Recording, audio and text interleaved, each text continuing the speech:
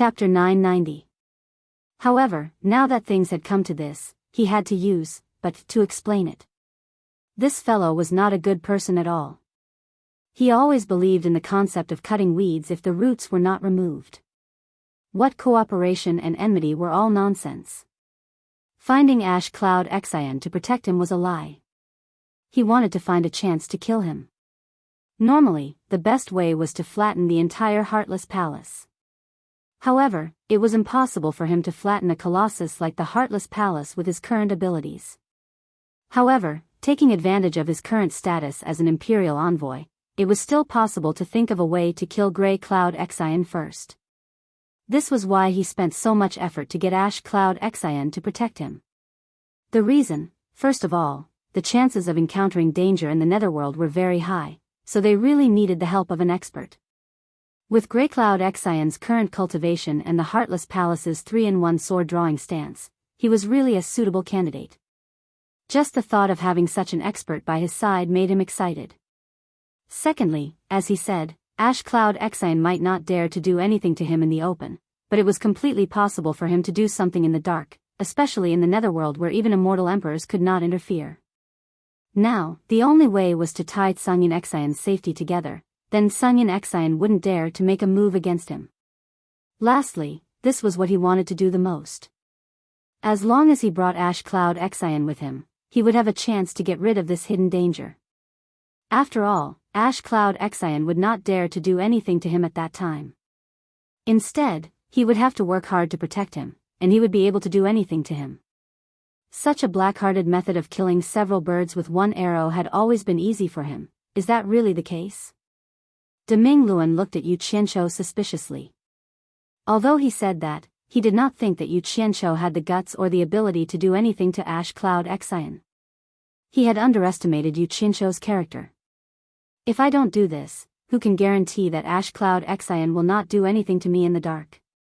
Yu Qianzhou smiled bitterly as he cupped his fists and said, "Please help me, Senior Great Bright Wheel, for the sake of Senior Yun and Senior Wei." Deming Luan's eyes flickered with suspicion. He was experienced enough to sense that something was wrong. Asking his enemy to protect him? This was the first time he had heard of such a thing after living for so many years. He didn't know what this guy's brain was made of. How could he think of such a way? But after thinking about it, he felt that Yu Qianzhou's concerns were not wrong. He paused and said, "I'll try my best. As for whether the Immortal Palace will agree to your request, I can't guarantee it. Wait for my news." Hee hee. "Thank you, Senior. I won't disturb you any longer. Go on with your business." Yu Qianzhou bowed and left. He was confident in Deming Luan's ability. Since the other party had promised to try his best, then this matter should not be far from the truth. As for what the other party would say to make the Immortal Palace agree, that was not something he should worry about. In the large conference room on the 21st floor of the World Commerce Association, under the watchful eyes of Yu Qianzhou, Hu Changshou distributed the corresponding amount of restriction-breaking pills, marrow-cleansing pills, and immortal ascension pills to everyone. Everyone looked at the immortal pills in their hands with mixed feelings. Yu Qianzhou had already explained the pros and cons of taking these immortal pills.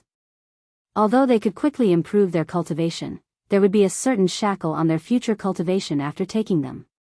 Very few people could break through to the great immortal stage and above. Looking at the complicated expressions on everyone's faces, Yu Qianzhou understood what everyone was thinking. If these immortal pills fell into the hands of ordinary soul formation cultivators with no background, they would definitely be overjoyed. But these people were not ordinary soul formation cultivators. Each of them had extraordinary wisdom. Although they were temporarily hiding here, who didn't want their cultivation to reach the peak of cultivation one day? I've already explained everything clearly to everyone. It's up to you whether you want to take it or not. I won't force you. But there's something I want to remind everyone. Yu Qianzhou looked around at everyone and said in a low voice, "If anyone is willing to take it and use it to improve their cultivation, when you go to the Immortal Ascension Passage guarded by the Immortal Palace to forge your immortal body, you must go in batches. When the first batch returns, the second batch will go again to avoid unnecessary trouble." At this point, he didn't say anything else and walked out alone. As for why he didn't use the heavenly lightning to forge everyone's immortal body, he had his own considerations. The hundreds of people here were all in the open. If they used immortal pills to forcefully increase their cultivation, no one could say anything. But if they suddenly all reached the immortal realm without going through the immortal ascension passage guarded by the immortal palace, not to mention the suspicion of others, the immortal palace would first set their eyes on the World Commerce Association. Some things had to be sacrificed before they could gain. It was impossible for everything to be smooth sailing forever. Yu Qianqiu could only sigh slightly. He still had to hide what he had to hide from everyone for the time being. Who knew that once he left the conference room, he would receive a jade talisman from Wei Chuanxiu, asking him to quickly go to the rooftop. Yu Qianqiu arrived at the rooftop with a face full of suspicion. Just as he was wondering what Wei Chuanxiu was doing, he saw that Deming Luan was also there. He immediately walked over cheerfully and cupped his hands. "Greetings, master." Wei Chuanxiu stared at him with an annoyed expression and asked, "What the hell are you doing? You actually need Grey Cloud Messenger to protect you? Did you take the wrong medicine?" Clearly, Deming Luan had already told them about this. "As you wish." Deming Luan snorted. "The Immortal Palace has already sent a decree to Heartless Palace's sect master Wang Qing." Yu Qianqiu's eyes instantly lit up. He asked, "Heartless Palace agreed? You don't have to worry about this." Deming Luan's gaze suddenly stared in the direction of the Heartless Palace's branch. He said indifferently, "There is no room for negotiation with the decree from the Immortal Palace. He has to agree whether he wants to or not." He. That's good, that's good." Yu Qianqiu rubbed his hands happily. He was worried that this matter would be troublesome. He didn't expect Deming Luan to help him settle it so quickly. He was indeed capable. Who knew that Deming Luan would look at him coldly and pour cold water on him? Don't be too happy too early. The reason why the Immortal Palace can send this decree is because of the Immortal Emperor. The higher-ups want me to tell you that if the Immortal Emperor isn't satisfied with the result, he will hand you over to the Heartless Palace and let them do whatever they want to you. Yu Qianqiu couldn't smile anymore. It was as if something was strangling his neck. He then said awkwardly, "It should be fine. As long as Zhangyan Exine cooperates with me, I won't disappoint the Immortal Emperor. Please help me pass this message to the Immortal Palace." He was indeed scared just now. After all, no one could guarantee that the Immortal Emperor would be satisfied with what they came up with. But on second thought, if he really messed things up, he really didn't believe that the Immortal Palace had the ability to capture him. He still had some confidence in his ability to escape. Deming Luan nodded slightly. His gaze paused on Wei Chuanxiu and Yun Peng's faces. Then, he slowly took out a golden token and handed it to Yu Qianqiu. "You said you want to go to the Netherworld, but the Netherworld is not like the Celestial Realm. It is already out of the Immortal Palace's control. It is the Emperor of the Underworld's territory. Plus, the Emperor of the Underworld and the Immortal Emperor have always had small conflicts. No one can guarantee their safety if they go there. Most importantly, even though the Emperor of the Underworld is revered in the Netherworld, because the territory is too vast, the majority of the places have always been in a chaotic situation where warlords are divided. This is the token of authority of the World Commerce Chamber of Commerce. Maybe it can help you at a critical moment." Wei Chuanxiu and Yun Peng looked at each other without saying anything. They both glanced at Yun Peng with complicated expressions. Yu Qianqiu, who received the token, was also slightly startled. On one side of the golden token, the World Commerce Chamber of Commerce's logo was engraved.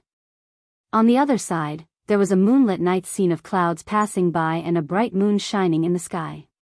This token was the symbol of him, Deming Luan, representing the Immortal Palace to be in charge of the World Commerce Chamber of Commerce.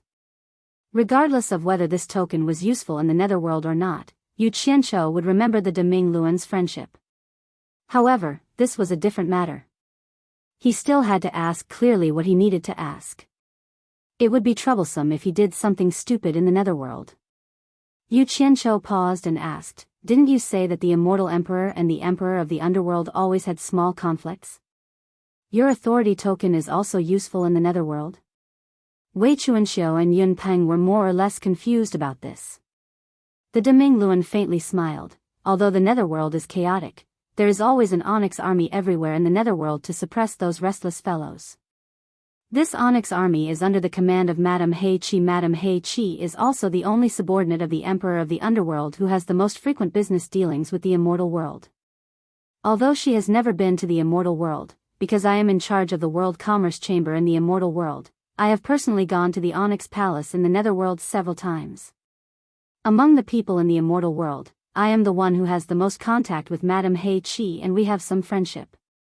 She will give me some face if there is anything. Madame Hei Qi? Wei Chuanxiu asked curiously. I have never heard of this person before. I cultivated. Is she the woman who is rumored to have hooked up with the Emperor of the Underworld? She is quite a fast climber. Yu Qianqiu was also curious. He had heard of Madame Hei Qi in the immortal world. It was said that she had a high position in the netherworld. However, these were all rumors. He didn't know the specifics. Hooked up with the Emperor of the Underworld? Is it that easy to hook up with the Emperor of the Underworld? Forget it. In short, this woman is the Emperor of the Underworld's favorite concubine. Her power in the netherworld is indeed extraordinary. Deming Luan shook his head and looked at Yu Qianqiu. You are in the chaotic land of the netherworld. If you encounter any trouble, you can use my token to find the Onyx Army. I believe Madame Hei Qi will ask the Onyx Army to take care of you. With the Onyx Army's illustrious reputation in the chaotic land, they can at least save you some trouble. Yu Qianqiu nodded and asked hesitantly, I wonder what kind of person this Madame Hei Qi is? Is it easy to get along with her? Deming Luan paused for a moment and said slowly with an expressionless face, her cultivation is about the same as mine, but her heart is higher than the sky.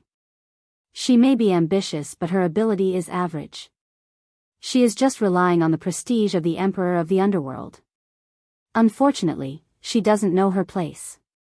In short, she is just a vicious woman. You won't have any conflict of interest with her. As long as you don't offend her, she won't do anything to you. Chapter 991. Got it. Yu Qianqiu put away the token. He was a little excited. What did it mean to be on his side? This was what it meant to be on his side. Yun Peng, who had been silent all this while, suddenly asked, Yu Qianqiu brought your token to the netherworld to show off.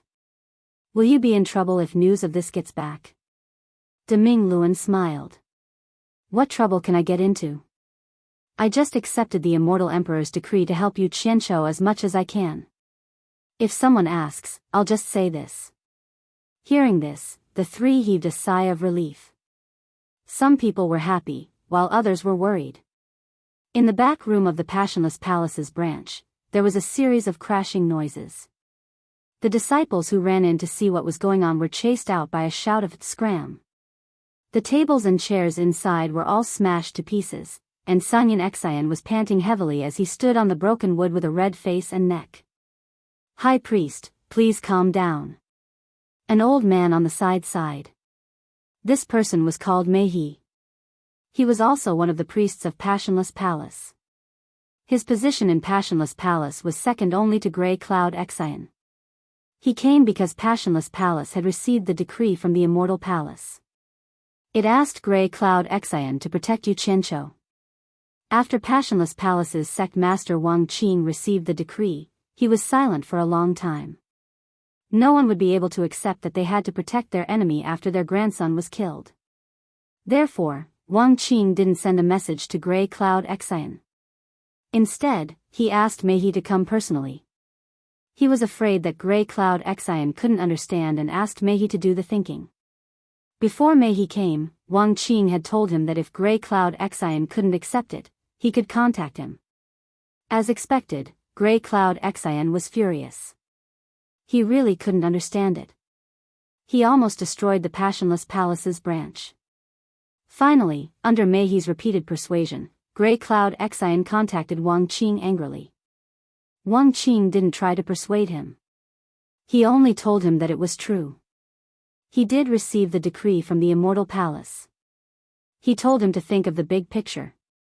Then, Wang Qing cut off the connection, which led to the current scene. Just for a song, just for a song.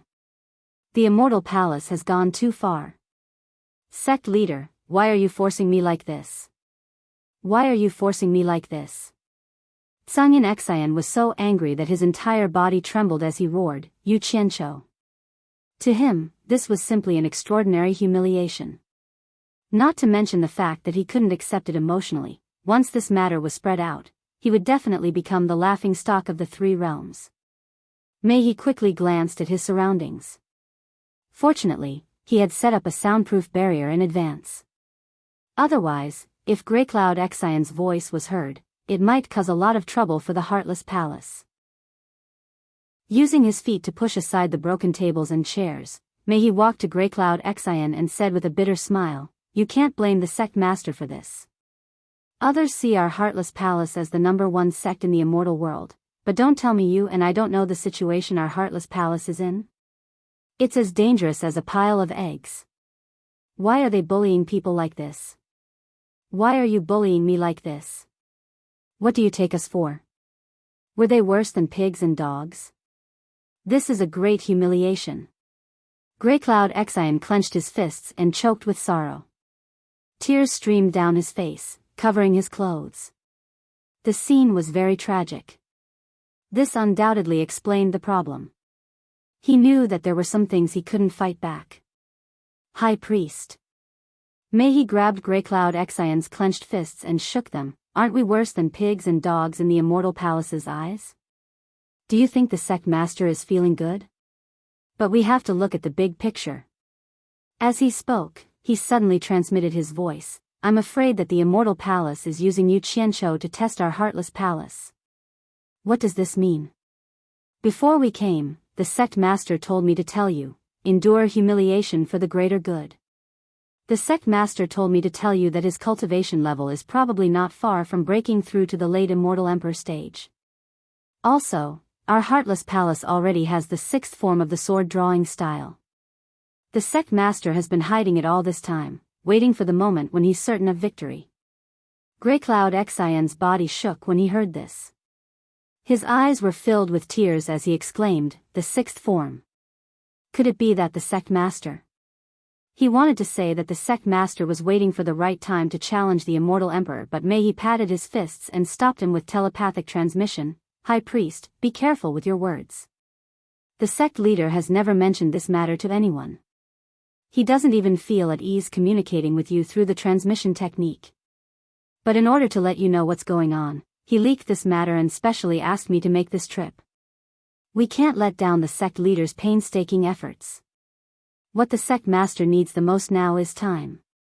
Once the time is right, all the old and new grudges can be settled in one day." Greycloud Xian was stunned and didn't speak. His eyes were shining. He really didn't expect that the Heartless Palace only had 5 sword stances for so many years. Ever since he was in a desperate situation, he instantly comprehended and executed the 5th stance. He was the clearest about its might. He was confident that few experts in the intermediate stage of the 3 realms would be able to block this move of his. But he didn't expect that the sect master had already created the 6th form of the sword drawing style. How powerful would it be? He couldn't help but get excited thinking about it. He naturally understood the sect master's painstaking efforts. He wanted him to endure the humiliation and give the sect master more time. Once the sect master broke through to the late stage immortal emperor, the Heartless Palace's 6th form of the sword drawing style would be revealed in the celestial world. At that time, it would definitely shock the 3 realms. For the sect master, for the Heartless Palace, Greycloud Xian, will swallow this humiliation. Greycloud Xian clenched his fists and said while gritting his teeth. Since he could get to this point in the celestial world, he naturally knew what was good and what was bad. Once the sect leader Wang Qing defeated the celestial emperor with the 6th move, the sword drawing style, then the status of him, the #2 figure of the Heartless Palace, in the celestial world could be imagined. High Priest, you're so righteous. Mei patted Grey Cloud Xian's fist. His tensed gaze relaxed, and he heaved a sigh of relief in his heart. Before he came, Wang Qing had told him that if he told Grey Cloud Xian such a top-secret matter and Grey Cloud Xian still wasn't willing to endure the humiliation, then what was the point of keeping such a person in the Heartless Palace? To be exact, if Mei had seen even the slightest hesitation in Grey Cloud Xian, he would have immediately launched a fatal sneak attack when Grey Cloud Xian was unprepared. That way, he would never have the chance to reveal the secret of the sect master Wang Qing. After that, the Heartless Palace would naturally push the blame onto Grey Cloud Xian. If Grey Cloud Xian was dead, then Yu Qianzhou wouldn't have an excuse to say that he was worried that Grey Cloud Xian would backstab him and affect his work for the Immortal Emperor. At least he would be able to answer to the Immortal Palace. In reality, the Heartless Palace's sect master Wang Qing didn't want to be too ruthless. After all, apart from him, the only person in the Heartless Palace who had mastered the three-sword drawing style was Grey Cloud Xian. He was definitely a great help to the Heartless Palace. If Wang Qing really defeated the Immortal Emperor in the future, how could he not have a reliable top-notch expert under him? However, people at Wang Qing's level would weigh the pros and cons of everything and would never be soft-hearted when it came to abandoning things. Grey Cloud Xian didn't know that he had already taken a trip to the gates of hell. Instead, he swore solemnly and gritted his teeth. Yu Qianzhou, let's see how long you can be so smug for. Mei sneered. He's just a fox borrowing the tiger's might. A mantis trying to stop a chariot is overestimating its own capabilities. High Priest, you'll have to suffer for a while. After the Immortal Emperor's wedding, we'll find a chance to deal with him. At this moment, a disciple outside weakly shouted, High Priest, World Commerce's sect master Yu Qianzhou is outside asking to see you. Damned bastard, he really came quickly. Is he here to humiliate me? Grey Cloud Xian pointed his finger towards the outside, once again with a look of uncontrollable anger. Mei shook his head at him. He looked at the messy room and quickly put all the messy things into his storage bracelet. Grey Cloud Xian calmed his emotions and wiped his face to dry the tears on his clothes. Then, he removed the soundproof barrier and shouted, Get him in here. This shout was so loud that even Yu Qianzhou, who was outside the gate, was shocked, let alone the yes-man disciples outside. He muttered in his heart, could it be that this old man is so daring that he dares to harm me? He wondered if Heartless Palace had conveyed the Immortal Palace's decree to this old man. However, he felt that he was worrying too much. Since this old man wanted him to get in here, then he must have received a notice. Yu Qianzhou chuckled. He didn't wait for the disciple who went to report to come out to summon him, and he walked in casually. With Grey Cloud Xian's shout, the other disciples of Heartless Palace didn't stop him. However, the disciples who came here to trade looked at him with disdain. They didn't know why this guy wouldn't let Grey Cloud Xian go. They guessed that this guy was using his master's power. With the Immortal Emperor's decree, he was purposely humiliating Grey Cloud Xian. Was this revenge for the humiliation he suffered in the Paradise Wonderland? When Yu Qianzhou entered the inner room of the rear hall, he discovered that the room was empty. He couldn't help but feel that it was strange. However, when he saw traces of tables and chairs on the floor, he quickly swept his gaze around the room. When he saw traces of things being smashed on the floor and walls, he immediately understood everything. Someone was probably furious and was smashing things to vent his anger. Finally, his gaze landed on an old man who was standing side by side with Grey Cloud Xian. Someone who could stand side by side with Grey Cloud Xian naturally had a high status in Heartless Palace. Yu Qianzhou was slightly startled. Then, he smiled and cupped his hands at Grey Cloud Xian. Elder Grey Cloud Xian, may I know who this person is? Without Grey Cloud Xian's introduction, Mei snorted coldly and said, This old man is Heartless Palace's consecrator, Mei. You are that infamous scoundrel sect master Yu Qianzhou in the immortal world? The Immortal Palace's decree only asked Grey Cloud Xian to protect Yu Qianzhou. It didn't say that he couldn't be humiliated. These words were no less than a slap to the face. Yu Qianzhou was unhappy when he heard it. He could be afraid of anyone but the Heartless Palace. If he retreated now, Grey Cloud Faith's face would be ugly in the future. Damn!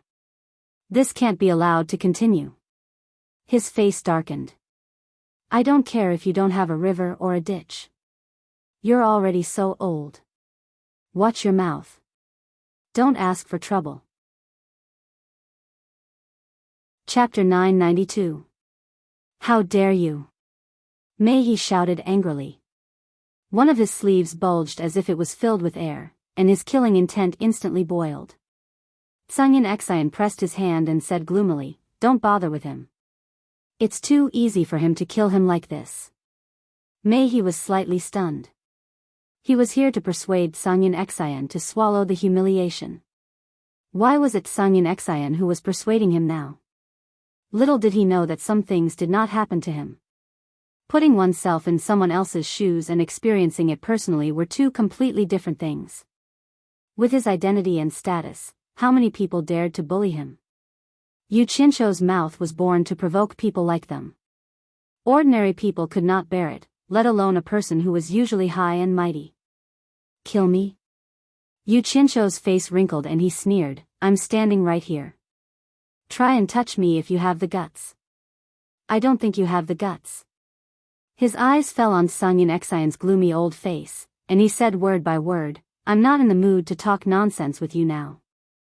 I'll give you 1 day to prepare. Leave with me tomorrow. Goodbye." He turned and left. "You're courting death," Sungin Xian shouted. He was indeed irritated. Mei was shocked and quickly pulled him back. Yu Qianzhou looked back at the two of them and sneered. He left without saying a word. It could be said that he came in high spirits but returned in disappointment. He felt that he was not surprised at all. This was the effect he wanted. He wanted to test the other party's bottom line. In the end, only the two old brothers were left in the room. After a long time, Sungin Xian turned to Mei and said, "Now you know that this bastard should be killed." Mei felt a little dumbfounded and could only sigh slightly. "Let's focus on the overall situation." Then he frowned slightly and said, "Why do I feel that this matter is a little strange? Could this kid be plotting something? Him? How dare he?" Sungin Xian looked disdainful. Mei shook his head and said in a low voice, "How many people with his cultivation have you seen dare to treat us like this? How can he be so calm in front of us? How can an ordinary rogue have this kind of calmness? He probably had ulterior motives for doing so. High Reverend, it's best to be careful. He's just relying on the support of the Immortal Palace." Sungin Xian coldly snorted. Although that was what he said, it could be seen from his slightly contracted pupils that he was already on guard. Not long after the two of them calmed down, a disciple who was in charge of gathering information suddenly came to report that rumors were spreading in the illusory Immortal City, saying that the Immortal Palace had ordered the Grey Cloud letters to protect Yu Qianzhou. Upon hearing this news, Sungin Xian, who had finally calmed down, was stunned. Although he knew that this matter would spread sooner or later, and he would lose face sooner or later, it just had to come at this time. Without thinking, he immediately associated it with Yu Qianzhou. He was so angry that he almost vomited blood. He roared, "How dare you! Sooner or later, I'll tear you to pieces." With a flushed face, he swung his palm. Boom! A wall collapsed, and dust filled the air. The two brothers stood there motionlessly. The entire illusory Immortal City was indeed in an uproar because of this news. Everyone felt that this was impossible. How was it possible for Sungin Xian to protect the enemy who killed his grandson, Yu Qianzhou? Therefore, everyone continuously verified the authenticity of the news.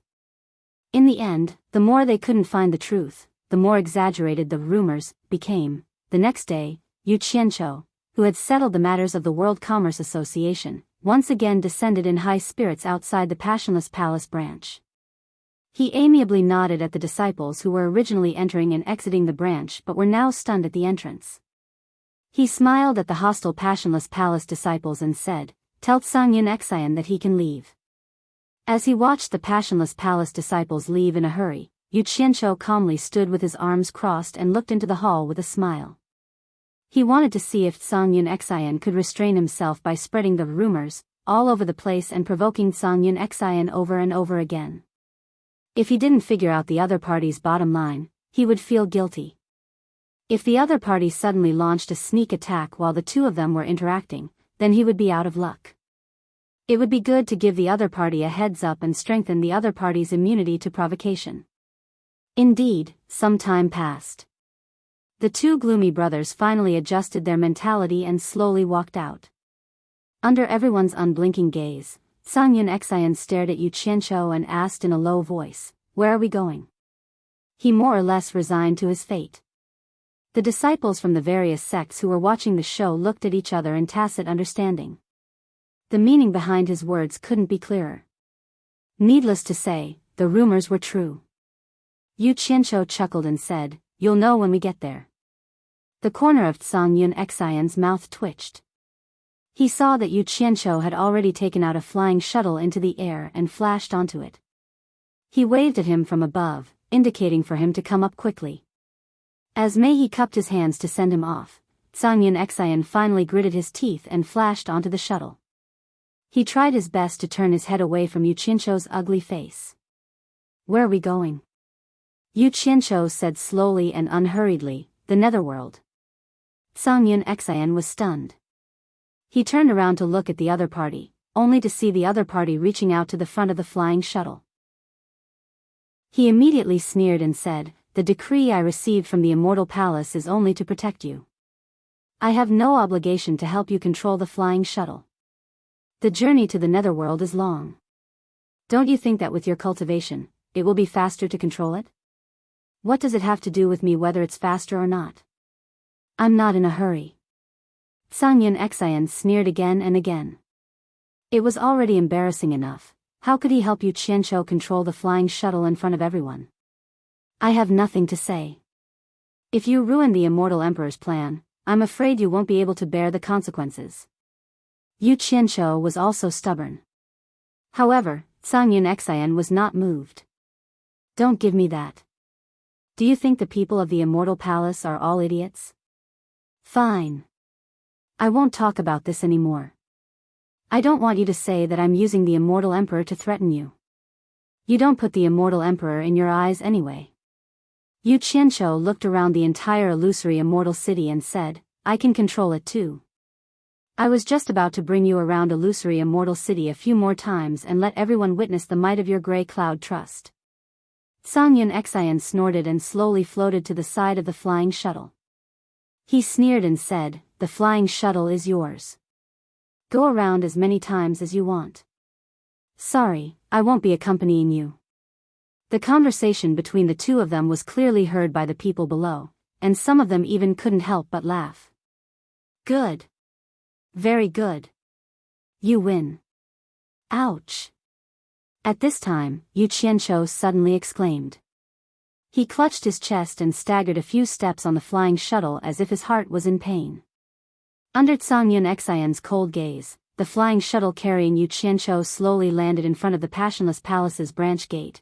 While everyone was looking at each other, Yu Qianqiu staggered to the back of the flying shuttle and sat down. He weakly waved his hand at the crowd and said intermittently, May I know who is willing to do a good deed and help me tell the Chamber of Commerce Alliance that I've been angered to the point where I'm depressed and my mental state isn't good. I'm afraid I'll need to rest for 1.5 years, and I'm afraid I'll miss the Immortal Emperor's important matter.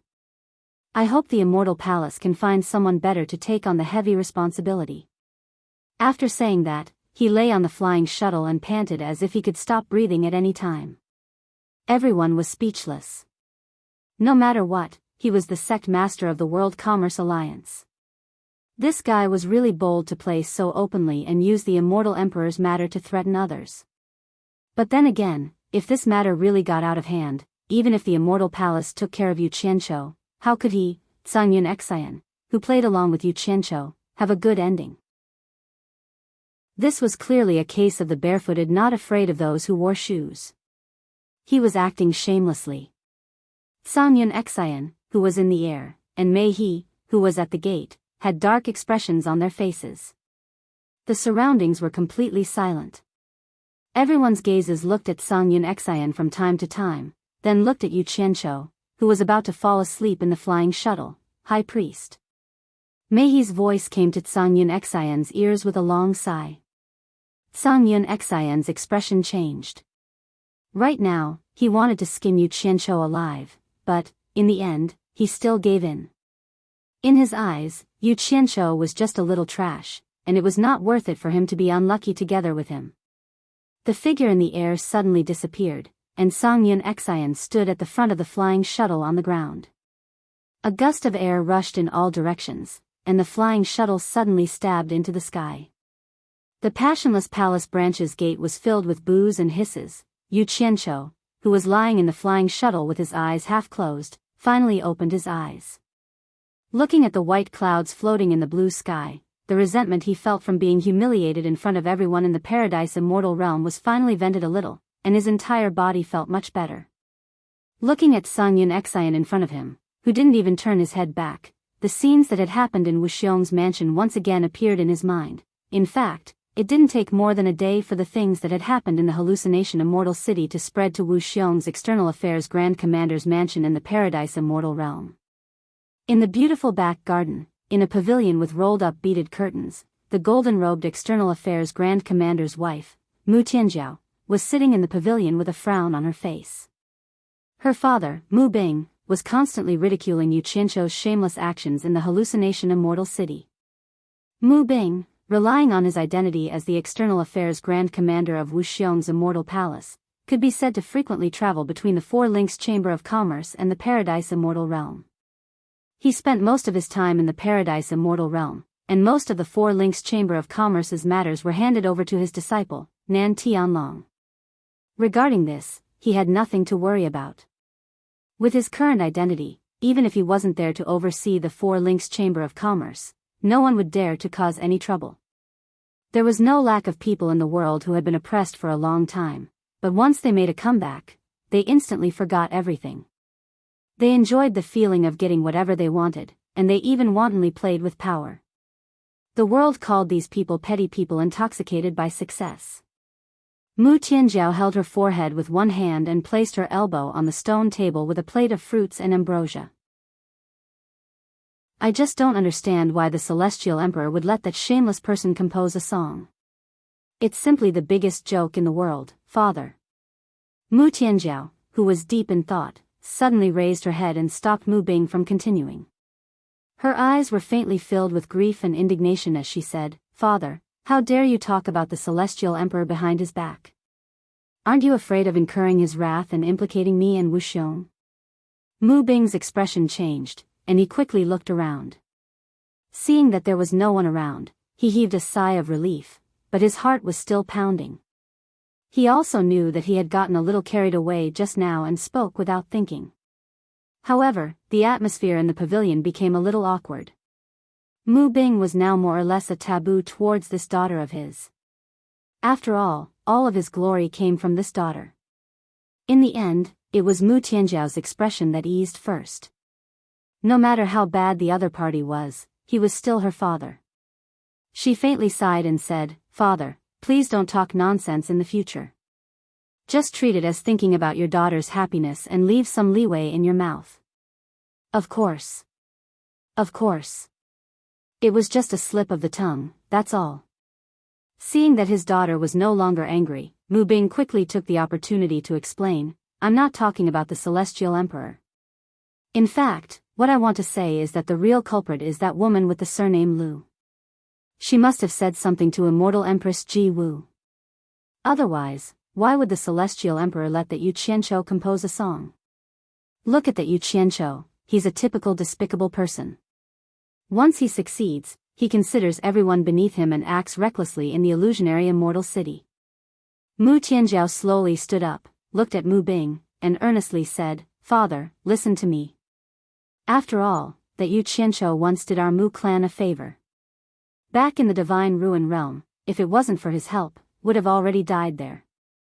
Even if we don't put that aside, he doesn't have any deep hatred towards us, so why do you hate him so much?" "Just why? It's just that I can't stand his despicable behavior," Mu Bing weakly replied. In reality, it was because Yu Qianqiu made him lose face at Mu Tianjiao's wedding last time. His current temperament no longer allowed his subordinates to be rude to him, and Yu Qianqiu was now a typical servant in his eyes.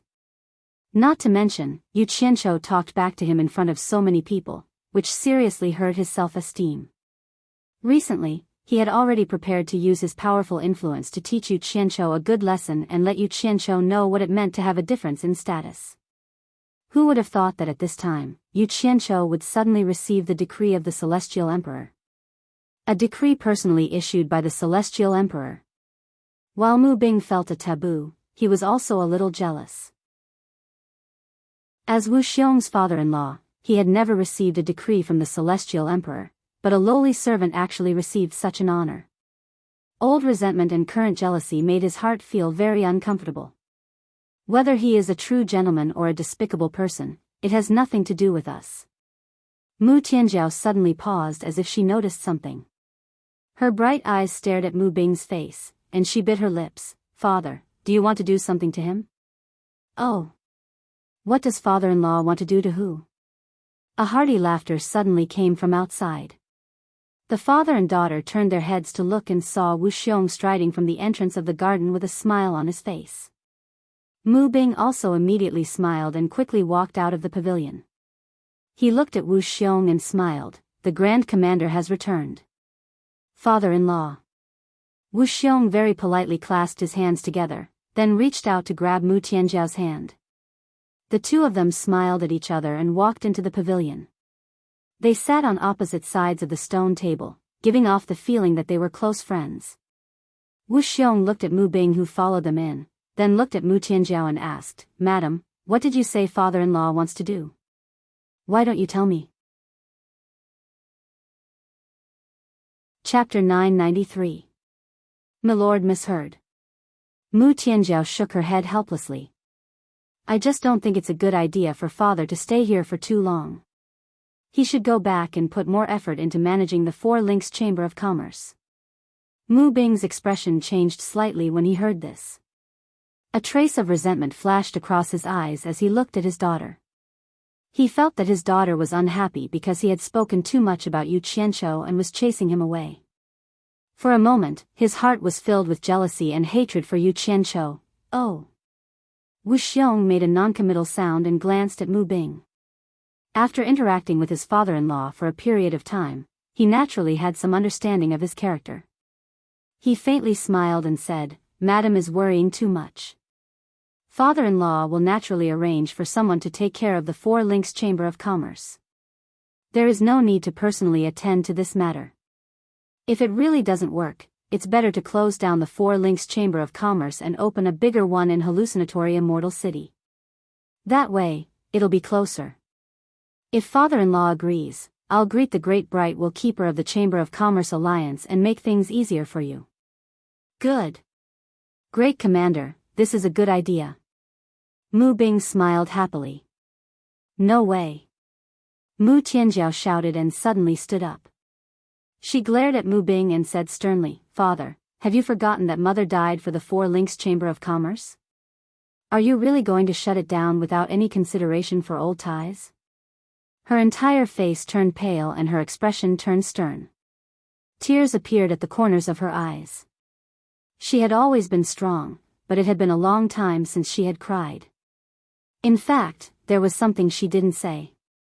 If it wasn't for the Four Links Chamber of Commerce, if it wasn't for her mother's painstaking efforts, why would she have to compromise and marry here? The Four Links Chamber of Commerce held too many memories of her deceased mother. It could be said that it was her emotional sustenance and the home of her heart. It could not be desecrated. The pavilion instantly quieted down. Mu Bing stood there awkwardly. Wu Xiong was also slightly stunned. Mu Tianjiao had always been a gentle and virtuous woman in front of him. This was the first time he had seen her so angry, and it was directed at her father. After Wu Xiong came back to his senses, his face was filled with relief. From this, it could be seen that his woman was a woman who valued friendship. He had not misjudged her. He stood up and walked to Mu Tianjiao's side. He grabbed her hand and comforted her. Madam, don't be anxious. Since Madam is unwilling, As he said this, he looked at Mu Bing and said, I think we should drop this matter. Father-in-law, you may as well focus on running the Four Links Chamber of Commerce. If there is anything you need, just let me know. I will do my best to help. Once the Four Links Chamber of Commerce had enough capital to expand, it wouldn't be too late to establish a branch in hallucinatory Immortal City. In fact, most sects and chambers of commerce did this. Sometimes, moving too fast might not be a good thing. What does father-in-law think? Since he said so, what else could Mu Bing say? He nodded awkwardly. He was too embarrassed to face his daughter here, so he squeezed out a smile and said, I have something to do at home, so I'll go back first.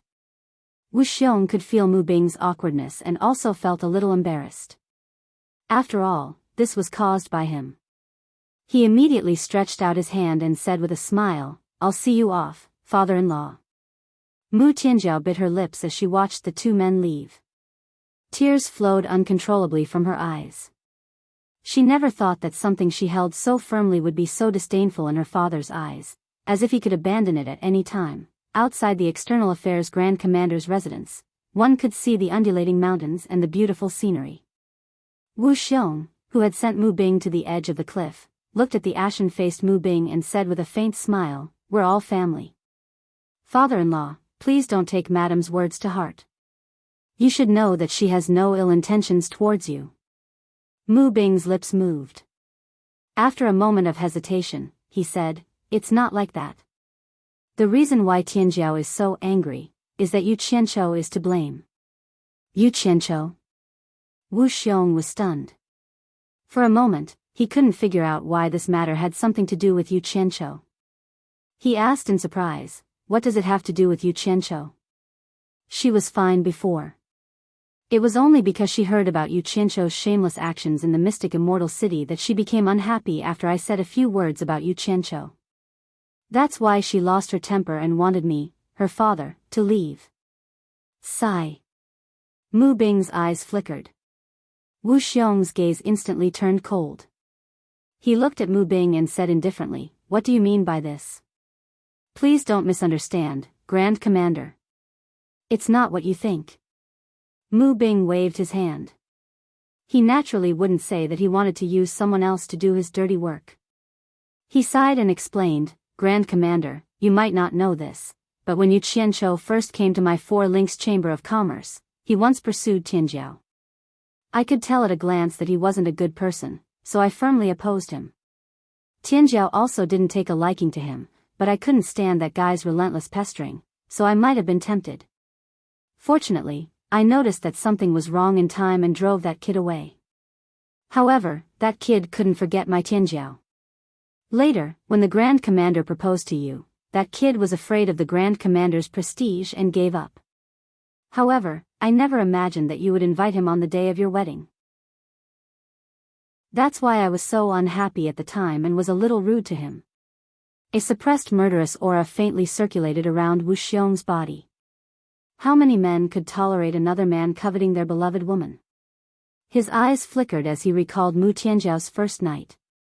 He felt that she hadn't done anything wrong to him, so his killing intent gradually retracted. Wu Xiong said indifferently, Father-in-law, let's not mention the past. Otherwise, it won't be good for anyone. Not to mention, I don't want to pursue the past. Mu Bing was slightly surprised. He didn't think that Wu Xiong would be so magnanimous. However, when he recalled the killing intent Wu Xiong emitted earlier, he regained his confidence and said, But I can't stand to see such an ambiguous matter. That kid's mouth is famous for being foul. I'm afraid that he will say something that will affect Tianjiao's reputation. As a parent, how can I tolerate such a thing happening? If there are any signs, I must find a way to put an end to it. Wu Xiong was startled and suspiciously asked, You want to kill him? Mu Bing firmly nodded. Wu Xiong immediately frowned and said, Father-in-law, don't be reckless. He received the Immortal Emperor's decree to carry out his mission. If something happens to him, it's not something you or I can bear. But I heard that he wants to go to the netherworld. Mu Bing gloomily looked at Wu Xiong and said word by word, If something happens to him in the netherworld, what does it have to do with you and me? Wu Xiong looked at Mu Bing in surprise. He didn't expect Mu Bing to be so scheming. It seemed that he had underestimated Mu Bing. Wu Xiong originally wanted to persuade him to let go, but for some reason, he thought of the golden statues in his bedroom. It was a gift from Yu Qianzhou to congratulate him on his wedding. It had always been placed on Mu Tianjiao's dressing table with the words, "Forever and Earth," carved on it. Occasionally, he would see Mu Tianjiao staring at the golden statue in a daze. When he asked her why, she said that she hoped the two of them could be as eternal as the words carved on the statue. However, at this moment, he couldn't help but have a big question mark in his heart. Was there no other reason? For a moment, he felt a stabbing pain in his heart. Wu Xiong slowly said, "Father-in-law, you should give up. He has Tsungyin Xian by his side to protect him. Right now, Tsungyin Xian's cultivation has reached the mid-stage of the Immortal Emperor stage. He has also mastered the Heartless Palace's famous 3 swords as one sword drawing form. Not to mention father-in-law, even I am not his match." Although Wu Xiong's words were meant to dissuade him, Mu Bing's 7 apertures were miraculously smooth today.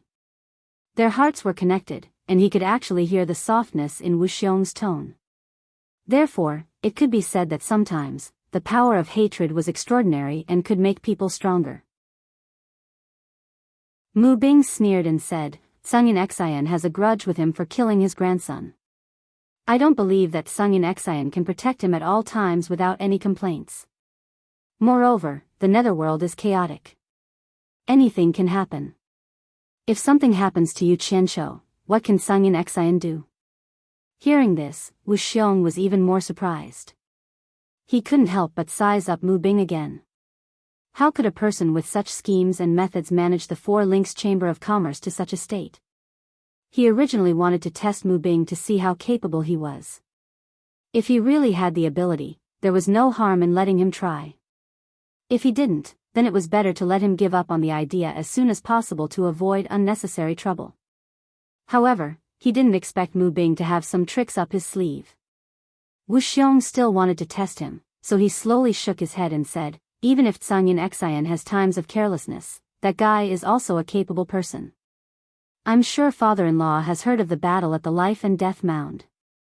I'm afraid ordinary people are not his match." The meaning behind his words was very clear. He was saying that Mu Bing was not Yu Qianzhou's match. "It's fine that I'm not his match. Humans die for wealth and birds die for food. I'm sure there are many people who are his match." Mu Bing revealed an unfathomable smile, implicitly pointing out that he would use others to deal with Yu Qianzhou. Wu Xiong was afraid that if Mu Bing used force, he would be implicated. However, seeing that Mu Bing's thoughts were so clear that he wouldn't personally take action, Wu Xiong immediately felt relieved. He faintly smiled and said, "It seems that father-in-law has made up his mind to go to the netherworld. However, the netherworld is chaotic, and this son-in-law is very worried about father-in-law's safety." Fortunately, when this son-in-law was handling the external affairs of the Immortal Palace, I had some friendly relations with some of the commanders of the netherworld's Dark Nether Army. If father-in-law encounters any trouble, there is no harm in asking for help from the Dark Nether Army. Tell them that you are my father-in-law. I'm sure they will give me some face. Mu Bing was overjoyed. His 4 links Chamber of Commerce had done business in the netherworld, so he naturally knew of the Dark Nether Army's illustrious reputation in the netherworld. With the Dark Nether Army's help, even if Yu Qianzhou was protected by Tsungyin Xian, killing him would be a piece of cake. His confidence immediately soared as he cupped his hands and said, "The great commander is very busy. It's rare for you to have a rest, so I won't disturb you any longer. Farewell." Chapter 994. The reason why he spent so much effort to nag in front of Wu Xiong was to get Wu Xiong to agree, but the most important reason was to gain Wu Xiong's support. No matter how stupid he was, he knew that Wu Xiong had been the external affairs commander of the Immortal Palace for so many years. It was impossible that he didn't have any power in the netherworld that he could borrow. If that was the case, then Wu Xiong wouldn't have held this position for so many years. It could also be described as incompetent. How could the Immortal Emperor let an incompetent person be the external affairs commander of the Immortal Palace? Father-in-law, have a safe trip. I won't see you off. Wu Xiong cupped his fists and bowed slightly. He watched Mu Bing leave with a sneer on his face. With his intelligence, how could he not know that Mu Bing wanted to borrow his power? Since Mu Bing was in such a hurry, he would fulfill his wish. In any case, he only gave some verbal help and didn't show any evidence. As for the Onyx army, if anything happened, he wouldn't be implicated. Moreover, judging from Mu Bing's words and actions just now, it was obvious that he was prepared. Perhaps he could really kill Yu Qianqiu. However, what Wu Xiong didn't know was that in the world of Yu Qianqiu's previous life, there was an idiom called armchair strategists. When one had nothing to do, one could boast and speak eloquently. However, when it came to real action, it was far from the case. If Mu Tianjiao had been present just now, she would have desperately tried to stop her father from doing that because she knew her father too well. How could she not know what her father was capable of? She never thought that her father could be a match for Yu Qianqiu, so she repeatedly advised him not to provoke Yu Qianqiu, but Wu Xiong wasn't a fool. He let Mu Bing do whatever he wanted because he had other intentions. The real reason was that Mu Bing had just said something about Mu Tianjiao and Yu Qianqiu. Regardless of how Yu Qianqiu was, Wu Xiong could see that this father-in-law of his could even insult the reputation of his only daughter, let alone him, his son-in-law. One could imagine what he wouldn't do in the future. At this rate, he would be implicated sooner or later. Then let him kill Yu Qianqiu.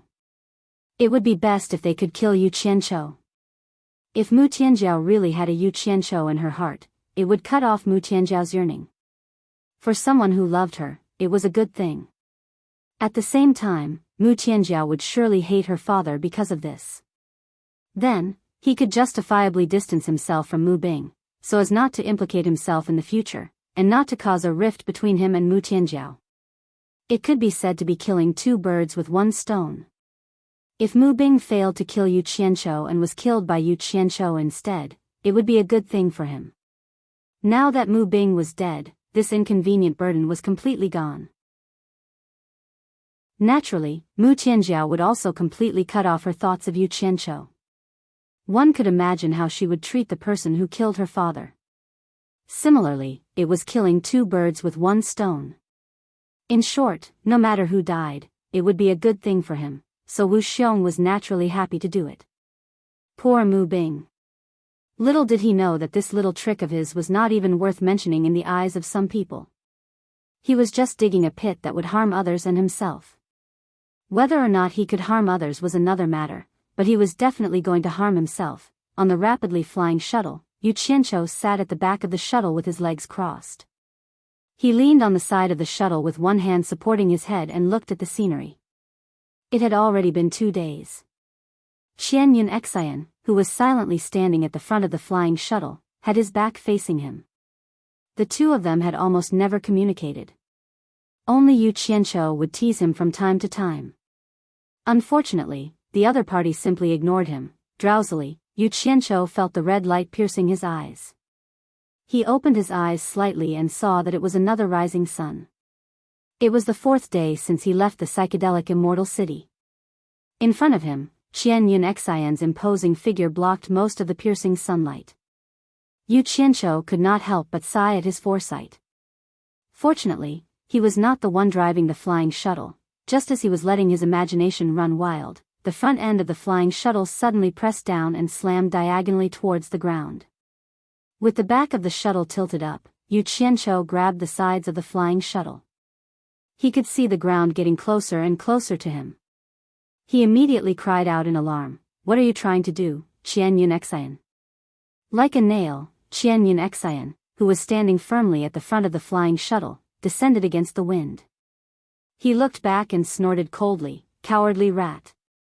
Then, the flying shuttle abruptly returned to normal and flew almost close to the ground. Finally, it slowly stopped in front of a magnificent palace built against a mountain. Bang! The moment the flying shuttle landed on the ground, Qian Yun Xian had already floated out and landed lightly on the steps of the palace's entrance. Yu Qianqiu dashed out as if he was running for his life. Then, he took the flying shuttle in his hand and checked it. After confirming that it was not damaged, he put it away. Just as he was about to scold Xian Yun Xian, he saw two golden-robed guards at the entrance of the palace. He immediately looked around and found that it was the entrance to the netherworld that everyone had mentioned. Only then did he know why Xian Yun Xian had stopped. Damn it! Why didn't you say anything? Yu Qianzhou cursed under his breath. In his heart, he was also amazed at the vastness of the immortal world. With Qian Yun Xian's cultivation, it took him more than 3 days to fly from the psychedelic immortal city to here. If it was him, who knew how many days it would take to fly? This was the difference in cultivation. After looking around, he swayed towards a small hill on the side. Just as he reached the top of the hill, he heard Xian Yun Xian's voice behind him. Where are you going now? To pee. Yu Qianzhou turned back and roared. Just as he lifted his robe, he found that there was a call in front of him that seemed to be more hidden. He turned back and roared again, don't peek. Xian Yun Xian's face immediately darkened. He had no intention of peeking at all. After turning into the call, Yu Qianzhou looked around. After confirming that there was no one, he took out a silver ball and pressed it into the mountain wall. This was mainly to shorten the time it would take to reach the entrance to the netherworld. Then, he lifted up his long robe and fired a shot to deceive others. After tying his belt, he swayed back to the entrance of the palace. Qian Yun Xian looked at him coldly and sneered, why don't you take a dump again? Yu Qianzhou shrugged disapprovingly, this thing doesn't care about travel together. The place I just went is very hidden. If you want to take me there, I'll wait for you. Xian Yun Xian's lips moved, but he forcefully held back and did not say anything. He realized that he was not a match for Yu Qianzhou in a quarrel. The main thing was that he was not as shameless as Yu Qianzhou. The two golden-robed guards looked at each other. They had never heard anyone talk about taking a dump here. It was simply unbearable. One of them immediately shouted, this is the entrance to the netherworld. Those with the token can enter. Those without the token are not allowed to make a ruckus here. Leave quickly. Yu Qianzhou immediately took out his netherworld passage token and waved it in front of the ash cloud messenger in a threatening manner. It was as if he was saying, did you hear that? Those without the token are not allowed to make a ruckus here. I can make a ruckus with the token. If you don't have it, you better shut up obediently. Xian Yun Xian's face darkened again. Although their heartless palace had the netherworld token, it had always been used by groups. They would rarely give it to a single person, unless there was something important. He immediately said in a deep voice, if you want to go in alone without me, this old man will be more than happy to do so. Yu Qianzhou rolled his eyes and snorted coldly, as if saying, in your dreams. Then, he walked up to the guards and handed over the token for them to check. After confirming it, the guards let the two of them in. The two of them walked in one after the other. There was nothing in the hall. The four walls were chiseled with knives and axes, and there was only a long tunnel. The tunnel was abnormally dark, and it was frighteningly quiet. Only the sound of their footsteps could be heard. At the end of the tunnel, there was a ball of black light spinning tirelessly. It was unknown how many years it had been spinning here. You go in first. Yu Qianzhou moved to the side. After all, he had never been to the netherworld, so he was more or less unsure. Xian Yun Xian snorted coldly and disappeared into the spinning black light in a flash. Yu Qianzhou hesitated for a long time, but he finally plucked up his courage and jumped in. The moment he entered the spinning black light, colorful flowing lights appeared in front of him. An unknown gravitational force sucked him in, and when there was a flash of light, he was spat out. The sky was dark, and there was no light from the sun or the moon. It was like the moment when twilight was about to turn into night. This was the first thing that Yu Qianzhou felt when he landed and saw this world. However, before he could see anything else, Yu Qianzhou. Xian Yun Xian's angry roar rang out. Yu Qianzhou looked over and saw over a dozen black-armored, knife-wielding soldiers surrounding Greycloud Xian. Greycloud Xian was looking at Yu Qianzhou as if he wanted to swallow him alive. Damn it! Could it be that the netherworld was in such chaos? It really lived up to its reputation. Before he could figure out what was going on, a stocky armored general appeared in front of him. He held a large blade that looked like a green dragon crescent moon blade and shouted, "Incomer, show me your token of passage to the netherworld." Yu Qianzhou glanced at the besieged Sangyun Xian and cautiously took out his netherworld passage medallion. While the other side was checking the medallion, Yu Qianzhou pointed at Sangyun Xian and carefully asked, "General, what crime did he commit?" After the armored general verified that there was nothing wrong with the token, he returned it to Yu Qianzhou and asked, "He's with you?" Yu Qianzhou's eyes flickered. He could not figure out the situation, nor did he know what kind of crime Qianyun Xian had committed. If he was with him, would he be implicated? As soon as he hesitated, Qianyun Xian panicked and roared, "Yu Qianzhou, what do you think you're doing?" Yu Qianzhou looked at the situation around him. There weren't many people here, so he guessed that these people might not be a match for Qianyun Xian. He replied weakly, "He's with me." "Is there a problem?" The armored general immediately rolled his eyes and snapped, "No problem, all of you scram." The dozen or so saber-wielding soldiers surrounding Greycloud Xian also flashed back. Yu Qianzhou walked up to Greycloud Xian, who was glaring at him with fire in his eyes, and asked suspiciously, "What did you do? You made such a big fuss and almost implicated me. Do you really not know?" Qianyun Xian's eyes were about to pop out of their sockets. "I just came in. How would I know what you did?" Yu Qianzhou was confused. He did not know that after he let Qianyun Xian come in first, he had been too careful and hesitated a little too long at the entrance to the immortal world. As soon as Qianyun Xian arrived in the netherworld, the guards naturally wanted to see his netherworld token, but he did not have it. He could only say that the token was with the person behind him and would come in soon. But what made him panic was that after waiting for a long time, Yu Qianzhou still didn't come in. He immediately suspected that he had been tricked by Yu Qianzhou. The guards waited for a long time and did not see anyone come in. They naturally suspected that he was a trespasser and immediately surrounded him. Fortunately, the guards realized that Qianyun Xian's cultivation was very high. It was probably not something they could handle, so they didn't make a move. Otherwise, they would have captured Qianyun Xian first. It was also at this critical moment that the late Yu Qianzhou finally came. This was what happened. Qianyun Xian saw that he did not look like he was lying. After a bit of analysis, he felt that he was not lying. If he really wanted to harm him, he would not have come in. Even if he came in, he could have denied not knowing him and caused a conflict between him and the guards. He paused and said, "This should be your first time in the netherworld, right?" Yu Qianzhou's brain was still somewhat good. After hearing his question and looking at the guards at the entrance, he pondered for a bit and understood what was going on. However, he did not regret not taking the opportunity to trick Qianyun Xian, because it was useless now. With Qianyun Xian's ability, if he was forced into a corner, he could easily escape back to the immortal world. The exit was right in front of him, and the guards here should not be able to stop him. Yu Qianzhou replied with a non-committal "n", indicating that it was indeed his first time in the netherworld. Then, he began to look around. A huge stone tablet at the side, diagonally facing the exit of the netherworld, attracted his attention. Anyone who entered the netherworld from the immortal world would probably be able to see the inscription on it. The vast netherworld, a world of its own. Birth, old age, sickness, and death. The ultimate place, the netherworld. 20 large, blood-red words were forcefully engraved on the huge black stone tablet.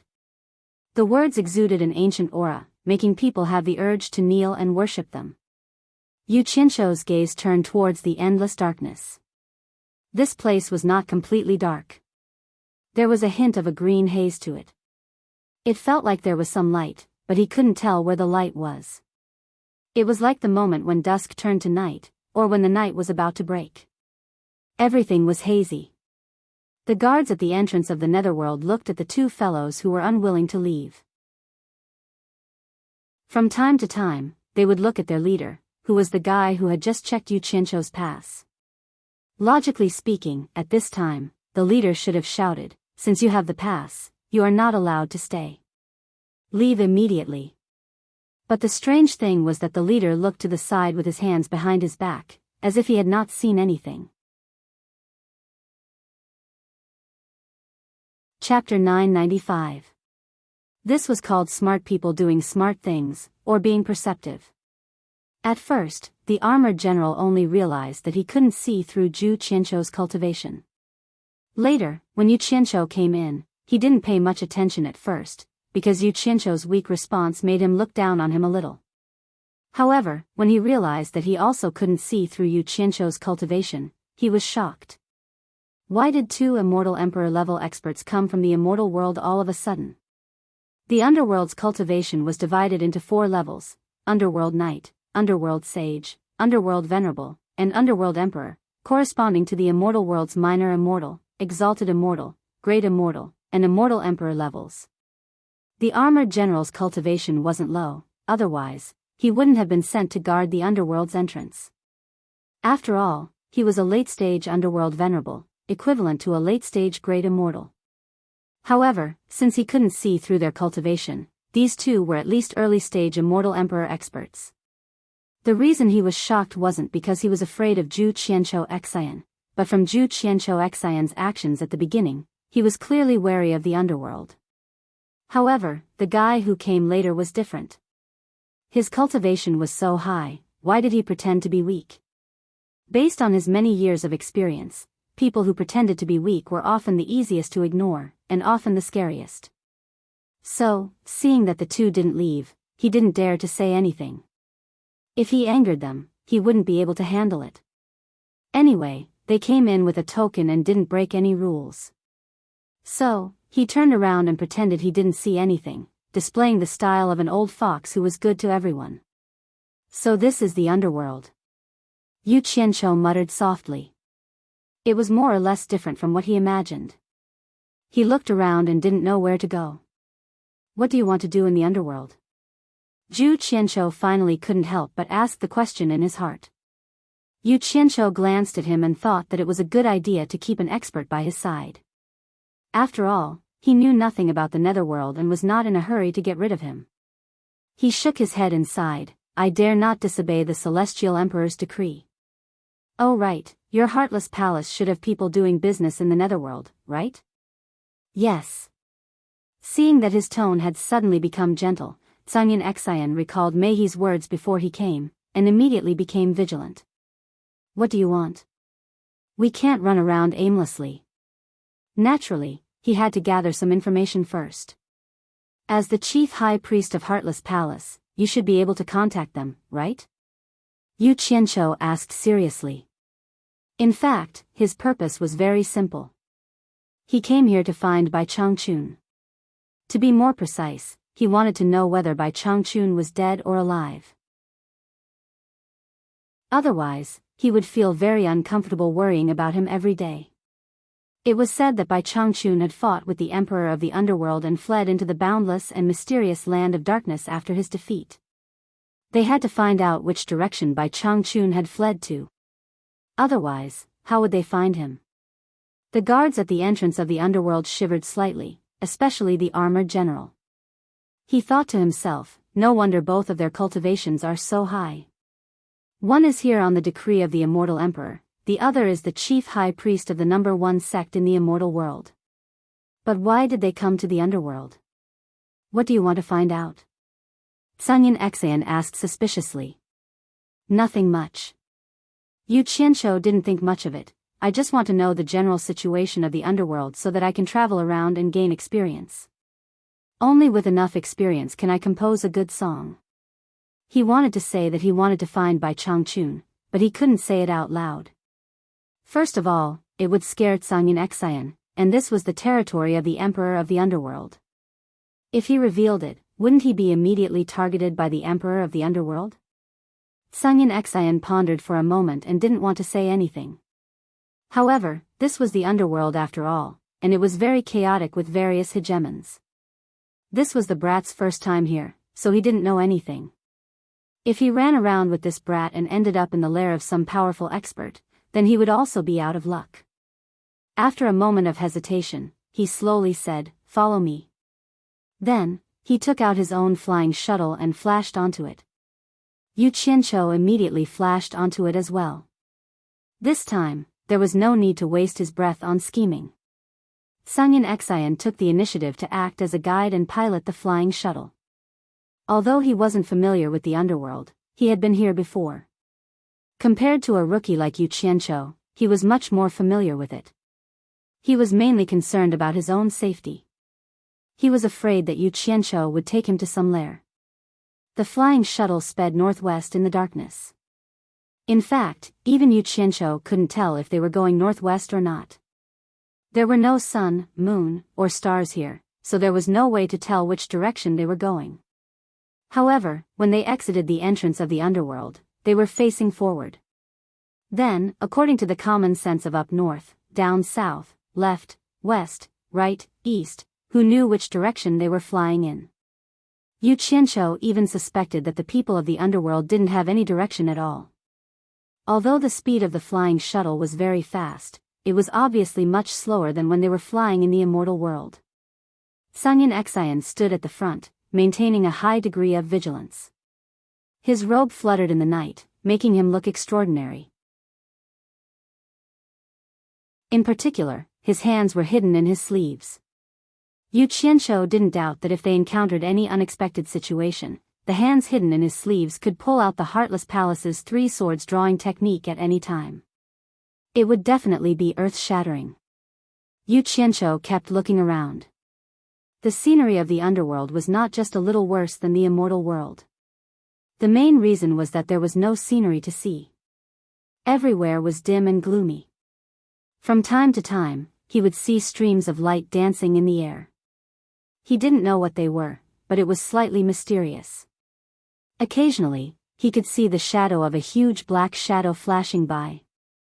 Judging by the shape, it should be the mountains of the underworld. "I say, High Consecrator Tsangyan, where are you taking me?" Yu Qianqiu had lost count of the number of times he had asked this question. The annoyed ash-gray cloud Xian finally spat out 4 words, "Twilight City." Twilight City? Yu Qianqiu was slightly stunned. He felt that he had heard this name before, but he couldn't remember when he heard it. Normally, if he heard such a rare name in the immortal world, he would definitely remember who said it. Could it be an impression from his previous life? In his previous life, the underworld, which was the netherworld, had Twilight City.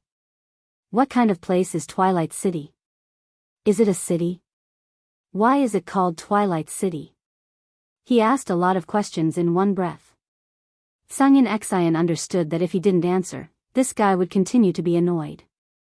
He looked around vigilantly and casually explained, "No one knows why it is called Twilight City, at least I don't know. Maybe someone knew in the past. Anyway, this name has existed for a long time. It is a city, and no one knows when it has existed. In short, many things in the underworld are too old to be judged by common sense. It is now a place for trade between the immortal world and the underworld. It is said that when the demon world was not sealed, the cultivators of the 3 realms would trade here. A place for trade between the immortal world and the underworld? Yu Qianqiu was startled. He searched his mind but had no memory of it. He couldn't help but wonder, since it is a place for trade between the immortal world and the underworld, why have I never heard of it in the immortal world? Sungyin Xian sneered, "The rules of the underworld do not allow the people of the underworld to trade with the people of the immortal world. However, there are some things that both sides need, so the underworld palace turns a blind eye to it. However, no one would be stupid enough to openly provoke the underworld palace. If not stupid, then what is? What's more, Twilight City is not a place that ordinary immortal world sects can reach. It's not surprising that you don't know about it. If you don't ask, no one will talk about it." Sure enough, his foundation was shallow. He didn't know how many things he didn't know. Yu Qianqiu fell into silence for a while. Obviously, ordinary immortal world sects couldn't reach it because they would encounter many dangers on the way. With the strength of those small sects, it was indeed difficult to reach it safely. After a pause, he asked, "With your current speed, how long will it take to reach Twilight City from the entrance to the underworld? If it goes well. At least half a month. Sungin Xian said indifferently. Yu Qianqiu immediately let out a cold breath. The territory of the underworld was really wide. With Sungin Xian's speed, what kind of concept would it take half a month to fly? And this was under the condition that everything went well. What if it didn't? Just as he thought that things weren't going well, things were about to happen, the shuttle suddenly came to an abrupt stop, the powerful inertia throwing him out. Like a bolt of lightning, Ashiro Yun Xian grabbed his ankle, pulled him back, and threw him back into the cabin. Yu Qianqiu was immediately scared and shouted, "What do you want now?" "Shut up!" Sungin Xian shouted in a low voice, and his eyes quickly swept around. Yu Qianqiu immediately found that there was something wrong with his expression. He also looked around and found that there was a faint gray fog in the darkness. If he didn't look carefully, he wouldn't have noticed it. He immediately asked carefully, "What's wrong? Is there something wrong? We have been in this gray fog for several hours, and we are trapped by the formation." Sungin Xian pointed to the shadowy peaks around them, but when he said this, his expression was unusually calm, and his eyes were full of strong confidence. Suddenly, Yu Qianqiu felt a lot more relieved. He suddenly said indifferently to the void, "I don't know which friend is playing a joke here. This Sungin Xian has accidentally disturbed this place. I hope this friend will be magnanimous and let us go. This Sungin Xian will be very grateful." Yu Qianqiu was not afraid. He could go back at any time. While he was looking around curiously, he suddenly heard laughter coming from all directions. He couldn't tell whether it was a man's voice or a woman's voice. It seemed to be far and close, and from time to time, it gave people the feeling that it was lying next to your ear and laughing. It was very strange. Yu Qianqiu hated people who played tricks in front of him the most. He immediately shouted, "Which old bastard dares to play tricks in front of Grandpa? Do you want to die?"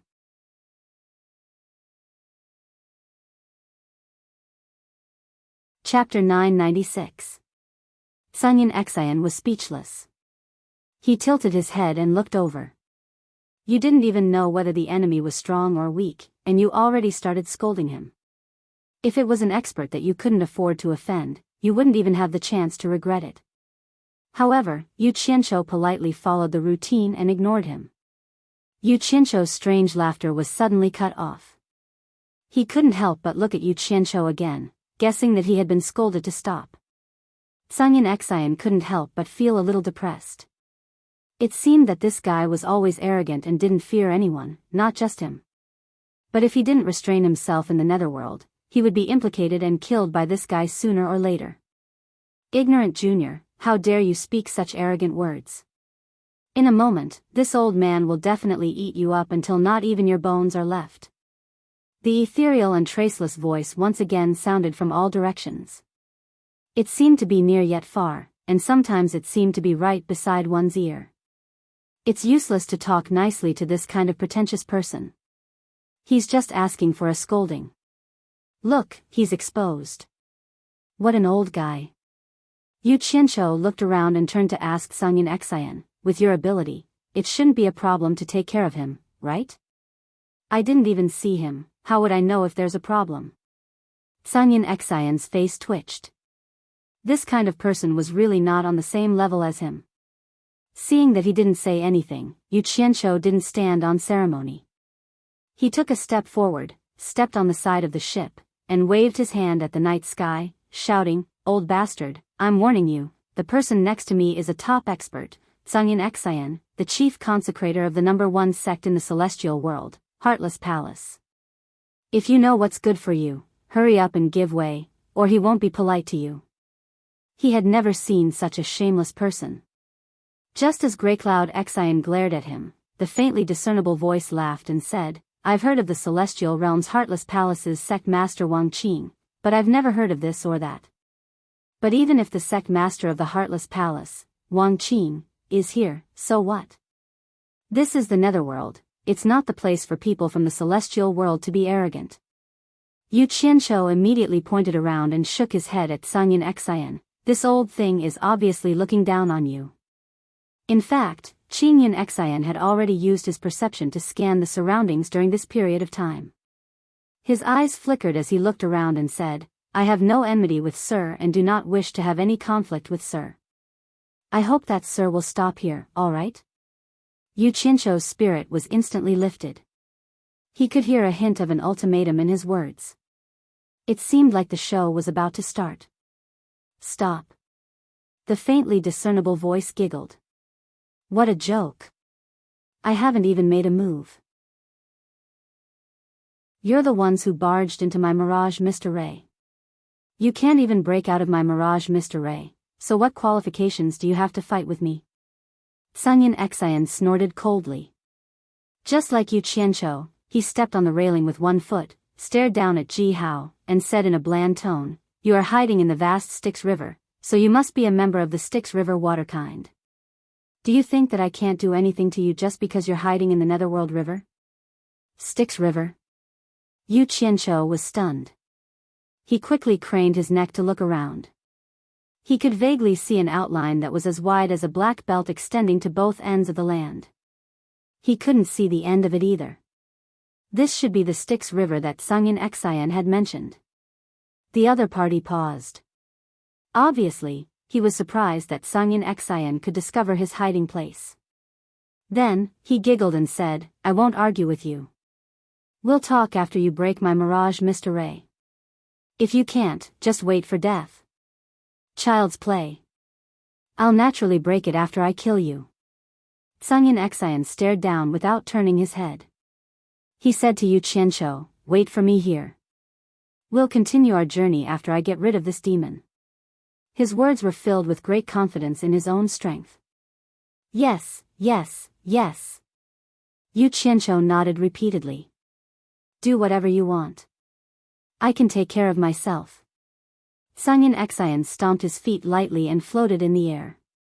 His cold gaze swept across the land below. With a swoosh, he turned into a blue stream of light and charged down. Yu Qianzhou hurriedly controlled the flying shuttle. He knelt at the bow of the ship and stuck out his butt to look at the commotion below. Just as the stream of light was about to collide with the wide river below, Sunyan Xian's shout was suddenly heard. Absolute heaven. Yu Qianzhou suddenly recalled that Wei Chuanxiu had told him that day. The Passionless Palace's sword-drawing technique had a total of 5 forms. The first form was called Absolute Heaven, the second form was called Absolute Earth, the third form was called Heartless, the fourth form was called 2 Swords as One, and the fifth form was called 3 Swords as One. Sunyan Xian had already mastered all 5 forms of the sword-drawing technique. Then, this Absolute Heaven should be the first form of the Passionless Palace's sword-drawing technique. Just as this thought flashed through his mind, a dazzling light suddenly illuminated the world. Although it was shrouded in a thin layer of fog, the surrounding situation could be seen clearly in an instant. The surging waves of the river reflected the dazzling light. In the sky, the sword ray that was like a heavenly dragon clashed violently with the reflection in the river. Boom! The tranquil night was broken. A huge wave instantly spread out from the wide Netherworld River, rumbling and surging in all directions. The center of the wave exploded into a splash of white water that was hundreds of meters high, charging straight at the flying shuttle above. F***CK. Yu Qianzhou let out a strange cry. He used the water art and slapped out with his palm. The violent wave of water immediately scattered in all directions, brushing past the flying shuttle and shooting even higher. Water was soft and could dissipate force. To be able to cause such a high wave, it was clear how powerful Sunyan Xian's attack was. Then, Yu Qianzhou saw with his own eyes that the Netherworld River, which was nearly a kilometer wide, was almost cut off by Sunyan Xian's sword. He could see the riverbed. Meanwhile, Sunyan Xian's sword-drawing technique did not dissipate. It directly struck a huge mound of soil on the riverbed. Ah! A scream rang out. The Netherworld River, which had been cut off, was instantly submerged together with Sunyan Xian. The dazzling light that was like a flash in the pan suddenly disappeared. There was a throbbing in the surrounding air. Yu Qianqiu looked around vigilantly. He saw that a large area of hazy gray fog was sizzling away and gathering in the Netherworld River below. It was as if there was a huge range hood installed in the Netherworld River. It seemed like the mirage mist array had been broken. Yu Qianqiu immediately clicked his tongue. He thought to himself that Sungyin Xian was indeed an immortal emperor-level expert. He had solved the problem with a single attack. It was clean and efficient. He wondered if Sungyin Xian had killed that demon. As he was pondering, he suddenly heard a soft, dong sound behind him. He turned around and saw a large hand quickly grabbing his neck. Yu Qianqiu was shocked. He slapped back with his hand almost without hesitation. A group of purple meteors burst out and smashed the hand that was grabbing him into pieces on the spot. Ah! The person screamed, but he reacted quickly. The moment his hand was crippled, he teleported hundreds of meters away before the group of flying swords could hit him. He turned around and ran. At that moment, a blue stream of light rushed out of the water with a boom. It shot out diagonally and cut off the person's escape route. It was Sungyin Xian. A thick gray fog suddenly burst out from the figure's body to obscure the eyes and ears of others. In an instant, it wrapped around Gray Cloud Xian and shot out from the gray fog, rushing towards the Netherworld River below. As a bystander, Yu Qianqiu saw everything clearly. He immediately roared angrily, "B*****, you dare to sneak attack me? Don't run." The group of purple swords in the air chased after him. He didn't care about anything else. He threw down the flying shuttle and teleported to chase after him. It was more important to kill him first. He didn't know what kind of magical power that the thick gray fog had. It actually trapped Sungyin Xian for a while. After Sungyin Xian rushed out of the fog, he happened to see the flying shuttle in the air lose its momentum and fall. He waved his hand and kept the flying shuttle. His gaze suddenly looked down. Just as the person who was fleeing in panic entered the water, close to 100 purple flying swords shot into the water like cannons. Yu Qianqiu, who was in hot pursuit, shouted angrily, trying to run. As he gave chase, he fiercely sent out a palm strike. The surging Netherworld River below instantly became sparkling and translucent. Sungyin Xian's pupils shrank. He couldn't help but let out a cold breath. Although he had heard of the legend of Yu Qianqiu freezing the life and death mound in illusory immortal city, it wasn't as shocking as seeing it with his own eyes. A river that was close to 1,000 meters wide was instantly frozen. "Great Immortal, please spare me. Great Immortal, please spare me. I know my mistake, I know my mistake." A sorrowful voice came from the glacier below. Yu Qianqiu landed on the ice. He looked down with a sinister gaze. He seemed to be considering whether or not to kill. Sungyin Xian kept the sword in his hand and landed on the ice. He was speechless when he saw the crystal-clear situation below. The frozen person was surrounded by hundreds of purple flying swords. Some of the flying swords even stabbed into his body. If Yu Qianqiu hadn't stopped in time, that person would have been stabbed into a hedgehog. That person was actually depressed. He couldn't understand why the river suddenly froze. He was surrounded by hundreds of flying swords in just a short while. If it was an ordinary flying sword, he would not be afraid. However, he had already experienced these flying swords. Not only were they incomparably sharp, they seemed to be his natural nemesis. His cultivation was like nothing in front of them. Once he got close, he could feel a strong sense of suppression. Without a doubt, they could easily beat him into a cork. He had no way of blocking them. This person is a river clam that has cultivated successfully. His cultivation has reached the early stage of Underworld Venerable. It is equivalent to the early stage Great Immortal in the immortal world. Sungyin Xian said indifferently. He had clearly seen the person's true form in the river. River clam? Early stage Underworld Venerable? Yu Qianqiu raised his eyebrows. He seemed to understand something. He took a few steps forward. The ice under his feet melted and he quickly sank down. He landed in front of the pitiful man who was trapped and looked him up and down. The man was dark and skinny, and he didn't look old. His eyes were filled with fear and his pupils were spinning around. Other than the wounds caused by his flying swords, there were a few long bloody wounds. It was obvious that he was injured by Tsangyin Xian. Yu Qianqiu snorted coldly. He shook his sleeve and a small green bead appeared in his hand. He held it between two fingers and sent it to the person's mouth. He shouted, "Swallow it if you don't want to die." Chapter 997. It was already scary enough to be stabbed by so many flying swords. Now, he was forced to eat this strange thing. The person looked at the thing beside his mouth and said in fear, What is this?" He could already feel that this pearl had an aura similar to that of the flying swords that could suppress him. If he ate it, he would die. "You don't look like you want to eat it?" Yu Qianqiu asked sinisterly. Close to 100 purple flying swords suddenly moved closer by an inch. The person immediately cried out, "I'll eat it, I'll eat it." His mouth was wide open. Yu Qianqiu flicked his finger, and the green pearl directly burrowed into the person's throat. The person coughed and looked at him in fear. Yu Qianqiu smiled faintly and said, "That's right. Don't ever think about forcing him out, and don't ever think about escaping. Otherwise, you will end up very badly." That bead was not something else, it was condensed from green fire. When Yu Qianqiu heard that the person was so weak despite having an early-stage netherworld venerable cultivation, he knew that part of the reason was that he had already been injured by Grey Cloud Xian, but the most important reason was that his own fire arts could restrain the person.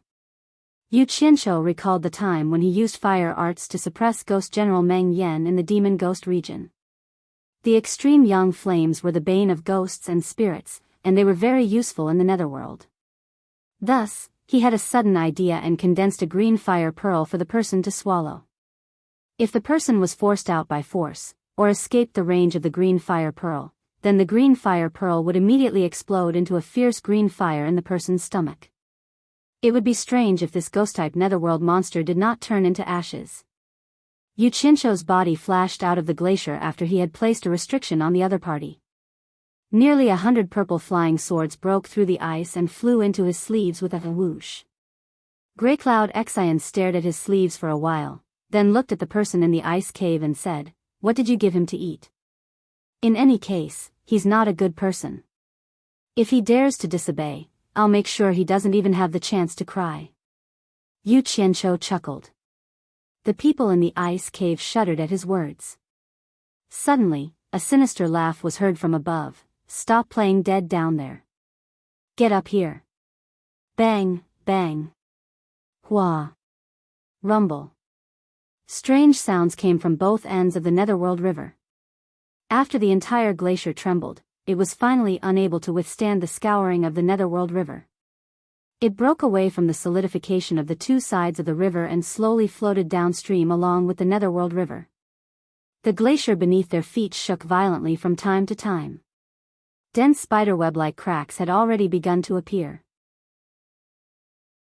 Yu Qianqiu and Song Yunxin stood firmly on top of it, watching the person climbing out of the hole in the ice. After that person carefully looked at the two of them, he realized that he couldn't see through their cultivation at all. It was obvious that they were both stronger than him. His entire face instantly turned bitter, and he silently cursed his bad luck.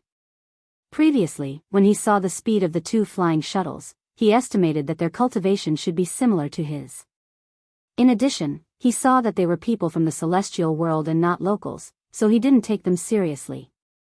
In the end, he suffered such a disaster.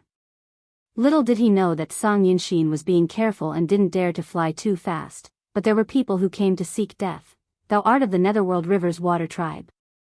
We are flying in the air and have nothing to do with you. Why are you waiting for an opportunity to harm us?" Song Yunxin shouted coldly. Yu Qianqiu couldn't help but glance at him. He realized that once this fellow came to the netherworld, the way he spoke immediately changed. In the celestial world, he was very unscrupulous and arrogant. Here, no matter how ruthless he was, he always had a bit of a diplomatic tone. He was very similar to those people in his previous life, which made people a little uncomfortable. The person said weakly, "I really didn't mean to target you.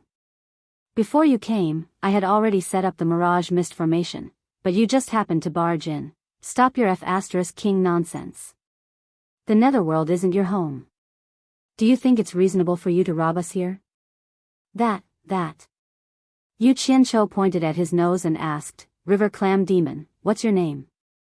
From their tone, one could tell that the younger one was obviously not a kind person. The person immediately nodded and said, "This lowly one is Shinyu." Shinyu? Yu Qianqiu paused for a moment. He realized that it was indeed a monster from the Netherworld River. Even its name was strange. "Shinyu, tell me honestly. Why did you set up a formation here to harm people?" River Clam Shinyu replied weakly, "There are often people from the celestial world coming and going on this road. This lowly one is sick of the food in the Netherworld River, so I wanted to change my taste." Yu Qianqiu and Grey Cloud Xian's expressions twitched. They didn't expect to almost become food in someone else's mouth. At this moment, the glacier under their feet shook violently again, and the sound of ice cracking could be heard. The entire glacier continued to split into smaller pieces, and the ice beneath their feet flowed even faster. Were we trapped by his mirage mist formation for a few hours? Yu Qianqiu suddenly asked Grey Cloud Xian. The latter nodded in confusion. Yu Qianqiu squinted at Shinyu and sneered. "A few hours of delay, and now there's a burden. Hee. Shinyu, I can't vent my anger. Tell me, why should I spare your life?" Shinyu panicked. He swallowed the bead but didn't dare to run. He waved his hand and denied, "Not a burden, not a burden. May I ask if the two of you are going to Twilight City?" The two looked at each other. Yu Qianqiu asked suspiciously, "How do you know?" This lowly one only deduced it from the direction the two of you were flying in. "As long as the two of you spare my life, I'm willing to take the two of you on the river. I won't be slower than the two of you in the air," Shinyu begged. He didn't doubt that Yu Qianqiu would kill him if he was unhappy. "This Netherworld River connects to Twilight City?" Yu Qianqiu confirmed with Grey Cloud Xian. Grey Cloud Xian nodded. Twilight City is indeed not far from the Netherworld River. "Then hurry up." Yu Qianqiu waved his hand and shouted. Shinyu had a green fire bead in his body, so he wasn't afraid of him playing tricks. Yu nodded in delight. He twisted his limbs and the wounds on his body healed at a visible rate. Even his palm, which had been blasted apart by the flying sword, had recovered to its original state. However, his dark face appeared somewhat pale. Clearly, this method of healing consumed a lot of his cultivation. Suddenly, Shinyu quickly retreated more than 10 meters on the glacier and crawled on the cracked ice. His body flickered, and a huge river clam appeared on the ice. It was dark brown and oval in shape. It was more than 10 meters long and 4 to 5 meters thick. It was very rare. Grey Cloud Xian was a knowledgeable person, but he couldn't help but exclaim, "For a river clam to grow to your size, it must have cultivated for a long time." Yu Qianqiu was also amazed. He was a cultivator, so he knew that it was extremely difficult for this kind of shellfish to cultivate. It was many times more difficult than other animals. It was a miracle that it could grow to such a large size.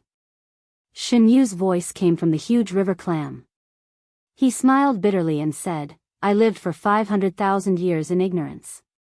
Later on, my spiritual wisdom appeared, and after 500,000 years, I was lucky enough to find the knack of cultivation.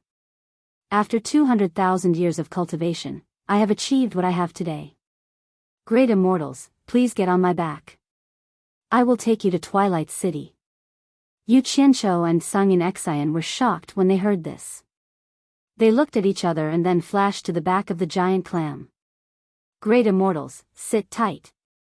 As soon as he finished his words, the oval-shaped giant clam started to move on its own at an extremely fast speed. With a swish, it slipped away on the ice surface. In the blink of an eye, it slid out of the ice and plunged into the cold Styx River. Its back was less than 1 meter above the water, but the surface area was more than 3 meters square. It was enough for Grey Cloud Xian and Yu Qianqiu to stand or sit. Shen Yu wasn't bragging. His speed in the water was indeed not slower than Grey Cloud Xian's flying shuttle. The two stood on his back and felt the coolness of the Styx River. They looked at the scenery of the underworld and felt refreshed. The strangest thing was that when such a huge river clam moved through the water, not a single splash was made. Not even the slightest sound could be heard. It could be seen that this old and experienced fellow in the Netherworld River was really good at manipulating water. Grey Cloud Xian suddenly looked at Yu Qianqiu with a strange expression. With his vast experience, he must have taken advantage of Yu Qianqiu and experienced the feeling of swimming in the Styx River for the first time. If he told the people of the Heartless Palace about this experience, they would definitely be fascinated. Everyone had vanity. It depended on which aspect it was. Yu Qianqiu didn't know that Grey Cloud Xian had such vain thoughts. After he recovered from his shock, he looked around and sat on the slightly protruding shell in the middle. He patted the shell and said, "Shen Yu, from what you said earlier, you've lived for at least 1.2 million years. I've lived for so many years in vain. I'm not as powerful as the two great immortals." Shen Yu was humble to show that he had lived for so many years. Legend has it that the Styx River flowed through the entire underworld since ancient times. There are even rumors that say without the Styx River, there would be no underworld. There are even more exaggerated sayings that say without the Styx River, there would be no living beings in the three realms. Although these are all exaggerations, I think only such an ancient river can have living beings like you who have lived for millions of years. Grey Cloud Xian sighed as he faced the cool breeze of the Styx River. Then, he looked at his feet and said, "You can live for 500,000 years before your intelligence is developed. I think you must be an ancient mutant, similar to the fierce beasts in our celestial world. Otherwise, normal living beings can't live for so many years before their cultivation is complete." Hee hee. Great immortal, you flatter me. It would be great if I was an ancient mutant. Shen Yu smiled bitterly and said, "Ancient mutants that can live as long as me can more or less have a place in the Styx River with their talents and abilities. They won't wander around the Styx River like me." Chapter 998. You're not. Sungin Xian was taken aback at first, then exclaimed, "How is this possible? You haven't developed spiritual intelligence and haven't cultivated yet. How can you live for 500,000 years?" Yu Qianqiu was also stunned. Although his cultivation level wasn't high in the immortal world, he still knew some basic knowledge about cultivation.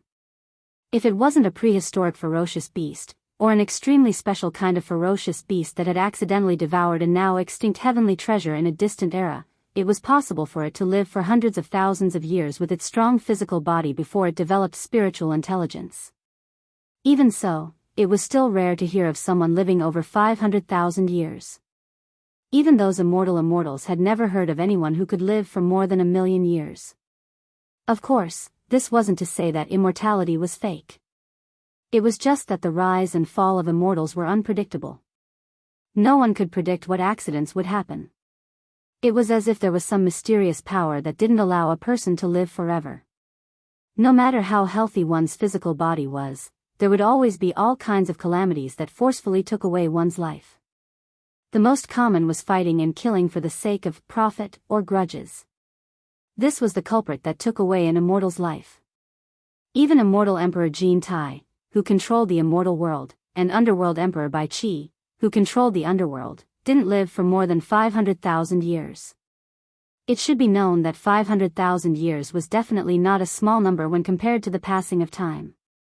I don't know why either. Shen Yu sighed. Yu Qianqiu and Sungin Xian glanced at each other. There was some suspicion in their eyes. They felt that this river clam was either bragging and hadn't lived for that long, or it didn't want to talk about it. Sungin Xian gave him a look, as if to ask him to continue. Maybe he could get something out of it. Yu Qianqiu rolled his eyes, as if saying, "I'm your enemy, why should I listen to you?" Sungin Xian was speechless.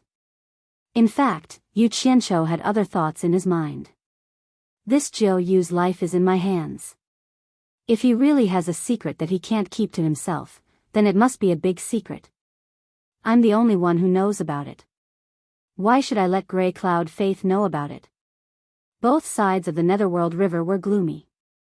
From time to time, specks of flowing light would dance in the air. Serpent carried the two of them and rode the waves without slowing down.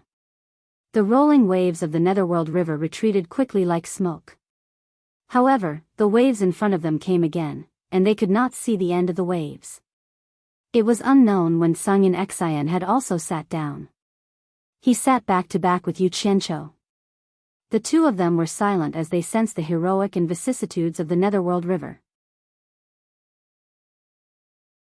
Looking at both sides of the river, there were sometimes plains, sometimes mountains, and sometimes gloomy valleys. Although they could not see clearly, the feeling of vastness made their hearts tremble. This feeling was indescribable. Yu Qianqiu, a newbie who had just arrived in the Netherworld, didn't think much of it. He felt that the Netherworld should be like this. On the other hand, Sungin Xian, who had been to the Netherworld several times, sighed with emotion. He did not expect to see the Netherworld in a completely different way when he traveled quickly on this ancient Netherworld River. It was as if only the Netherworld River understood the Netherworld the best. This was because every section of the winding river was created by it. It was washed and settled by the endless years. It was an ancient and gloomy beauty of vicissitudes. Perhaps darkness was the most primitive beauty. The Netherworld River was sometimes wide and sometimes narrow. However, the widest part was still a few hundred meters wide. Yu Qianqiu, who was looking at the scenery with his elbows on his knees and his palms supporting his chin, suddenly asked, "Serpent, how wide is the widest part of the Netherworld River?" "I've tried to cross the widest part once before. However, I walked and stopped from time to time and often changed directions." "It took me a few years," Serpent replied seriously. "I'm afraid that with my current speed, I'll need to swim for more than a month to get from the other side to this side. I'm not sure how wide it is exactly." "So wide?" Yu Qianqiu and Sungin Xian exclaimed at the same time. Obviously, it was Sungin Xian's first time hearing about it. The two of them suspected that Serpent was born to boast. He said that he had lived for more than 1,000,000 years, and now he said that he had created such a wide river. Was this really a river? It was more like a sea. Yu Qianqiu licked his lips and chuckled. "I say, Serpent, you might have misunderstood me. You've mistaken the length of the Netherworld River for its width. I'm talking about the distance between us now." "Haha. Great deity, you might think that I'm old and confused, but I'm not so old that I can't tell the difference between length and width. Speaking of the length of the Netherworld River, it's not something we can reach in a month with our current speed." Serpent sighed. "Take the direction we're going now. If everything goes smoothly, it will take half a month to reach Twilight City. Then, we'll have to walk for another month before we can reach the endless horizon, and this is under the condition that everything goes smoothly." Endless horizon? Yu Qianqiu turned around and asked Sungin Xian, "Do you know that place?" Sungin Xian also turned around and nodded. "I've heard of that place, but I've never been there. It seems that the people from the Netherworld that I've come into contact with are quite afraid of that place, and no one is willing to talk about it too much. That place is known as the punishment land of the Netherworld, so of course they're afraid." Serpent laughed and continued.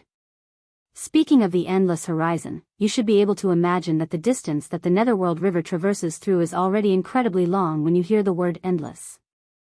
After passing through the endless horizon, it's the boundless and mysterious land of darkness. I'm afraid no one knows how long the Netherworld River is there." Yu Qianqiu and Sungin Xian immediately gasped when they saw something specific for comparison. They finally understood how long the Netherworld River was. Its length was a concept that was very, very long, as if it was very far away, but no one could tell exactly how long it was. This was the length of the Netherworld River. While Sungin Xian was still in shock, Yu Qianqiu was already distracted. This was because Serpent mentioned the boundless and mysterious land of darkness. Rumor had it that Bai Changchun escaped to that place when he was being chased by the Emperor of the Netherworld. In this way, there was no need to go to Twilight City to inquire about the information. According to Serpent, they could just follow the Netherworld River and cross the endless horizon to reach there. But then again, since it was along the way, there was no harm in going to Twilight City to take a look. If the World Commerce Chamber really grew stronger one day, they would inevitably have to deal with that place. It was a good thing for him to explore the situation first, but that endless horizon, Serpent, what do you mean when you say that the endless horizon is the land of punishment in the Netherworld? Yu Qianqiu smiled. Also, you said that they are naturally afraid, but from what you said, you don't seem to be afraid at all. Haha. Serpent explained with a smile, the Netherworld is not as stable as the immortal world. You must have heard of the degree of chaos here. Many restless people who offend the Netherworld Royal Palace will be captured and sent to the endless horizon for punishment. Their dantian will be sealed so that they can't self-destruct or use their cultivation. They will be forced to do all kinds of hard labor day and night until they die of exhaustion. This kind of punishment is quite cruel to criminals. Many criminals can't stand this endless torture and commit suicide. However, this is the Netherworld. Even if you commit suicide, there are ways to imprison your primordial spirit and soul, reforge your body, and let you be reborn with your memory. You will continue to suffer until you die of exhaustion. This is called living a life worse than death. Begging for life, begging for death. The endless horizon also has another meaning, which is endless torture. Hearing this, Yu Qianqiu and Grey Cloud Xian were silent. They didn't think that the so-called endless horizon was such a den of demons.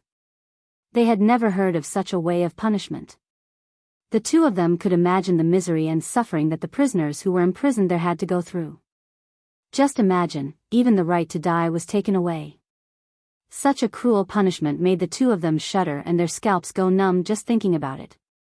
As for why I'm not afraid of the endless horizon, it's because the Netherworld Royal Palace has no right to punish us. The Netherworld Royal Palace and the Netherworld Royal Palace have an agreement that we will not invade each other. If the people of the land invade us, we will report to the Netherworld Royal Palace and ask them to give us an explanation.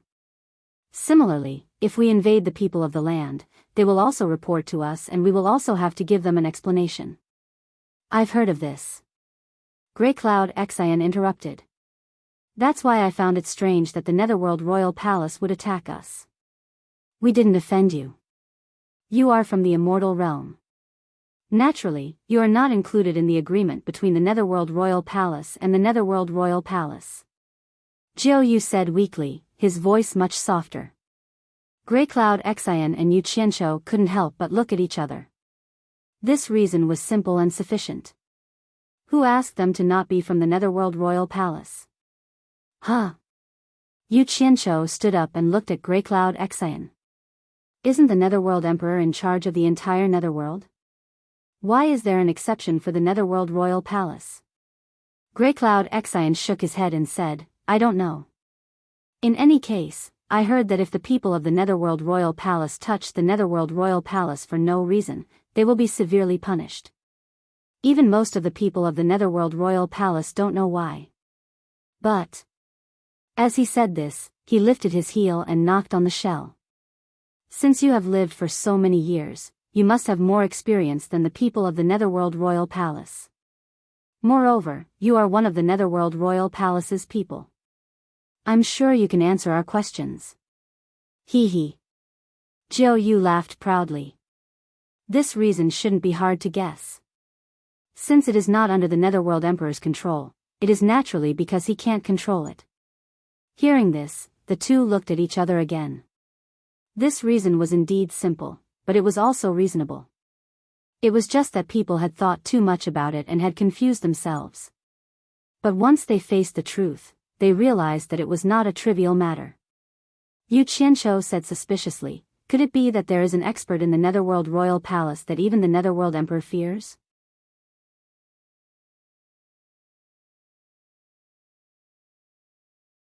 Chapter 999. I don't know if there are any powerful cultivators in the Underworld River that even the Emperor of the Underworld is afraid of, Xunyu said slowly. Said Jiu Yu unhurriedly and slowly, but I know that in those broad areas of the Styx River, many aquatic creatures have lived much longer than me. I think there must be some powerful ones among them. His words were useless. Sungin Xian and Yu Qianqiu looked at each other and felt that this clam was not very honest. He had lived in the underworld river for millions of years. How could he not have heard of the powerful cultivators in the underworld river? Even if he hadn't heard of all of them, he must have heard of some of the more famous ones. But he used, I think, to brush us off. Sure enough, he was insatiable after we showed him some respect. The corner of Yu Qianqiu's mouth curled up into a sneer. Just as he was about to show Shen Yu how powerful he was, he saw that the netherworld river basin in front of him suddenly opened like the mouth of a kettle. It was as if it had instantly rushed into the vast sea. At the same time, Shen Yu slowed down until he completely stopped, floating quietly in the underworld river. An arched mountain appeared on the surface of the river in front of him. The mountain was 100 meters high, and the belly of the mountain was empty. The water rolled through the belly of the mountain, and the foot of the mountain on both sides seemed to be in the underworld river. Rather than a mountain, it was more like an open door, giving people a feeling that it led to an unpredictable future.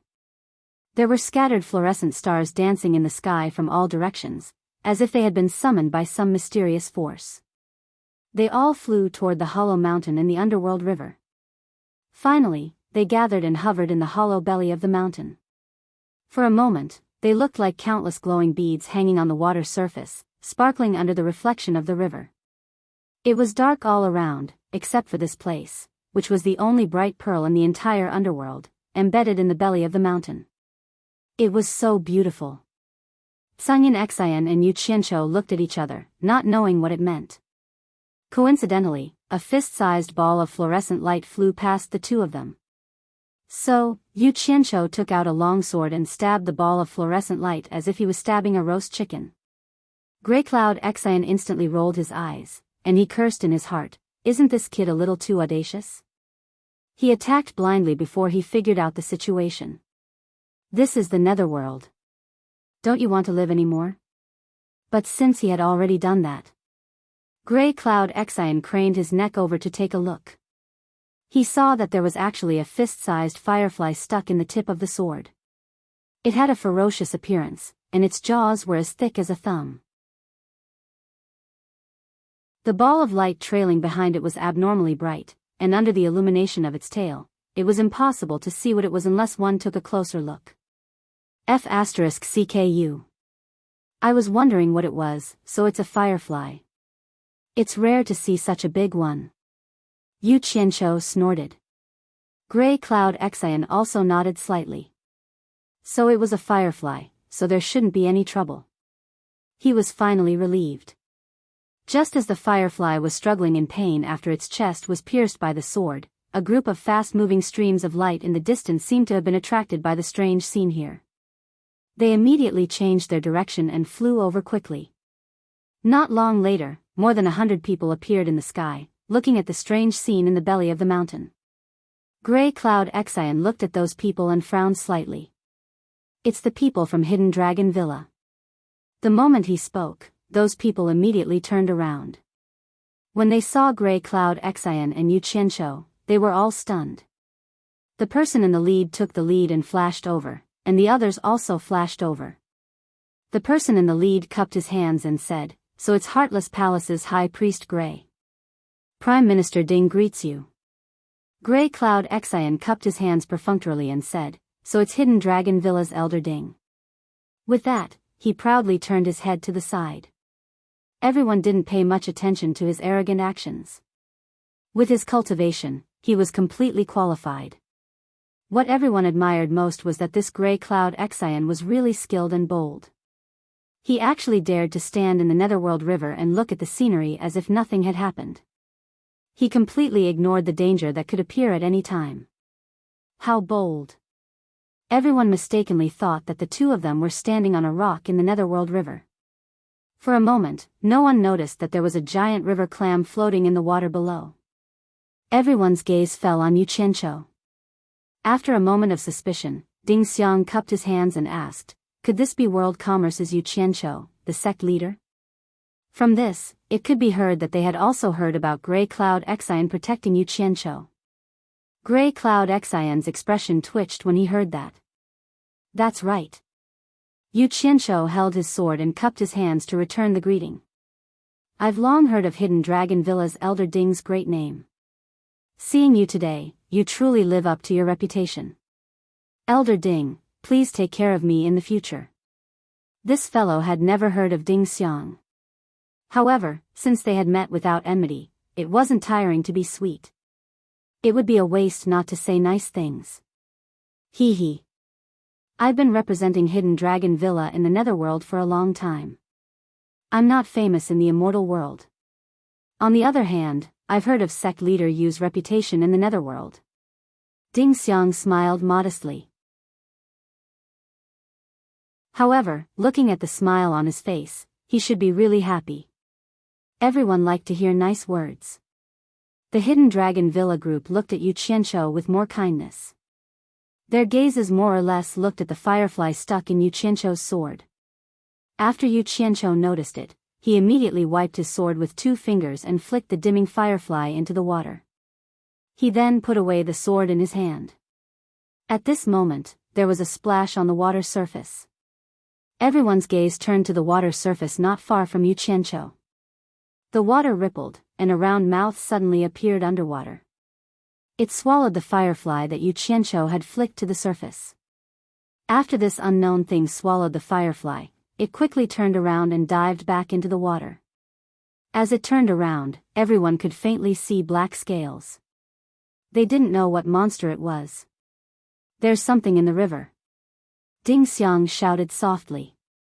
The group of people coordinated well and instantly teleported to a higher position in the sky. They stared at the river below with shining eyes. Yu Qianzhou was also startled. He pulled out the sword he had just put away and was on guard. A sword also appeared in Gray Cloud Xian's hand. He coldly swept his gaze over the river, but there was no longer any movement on the river. Shinyu, didn't you notice that there was something in the water just now? Yu Qianzhou asked as he patted Shinyu's shell with his foot. Don't worry, this is a nether river black carp. It won't hurt you, Shinyu said excitedly. Nether river black carp? You mean the thing in the water was a carp? Yes. The conversation between the two fell into the ears of the people in the air, and it immediately caused a burst of surprise.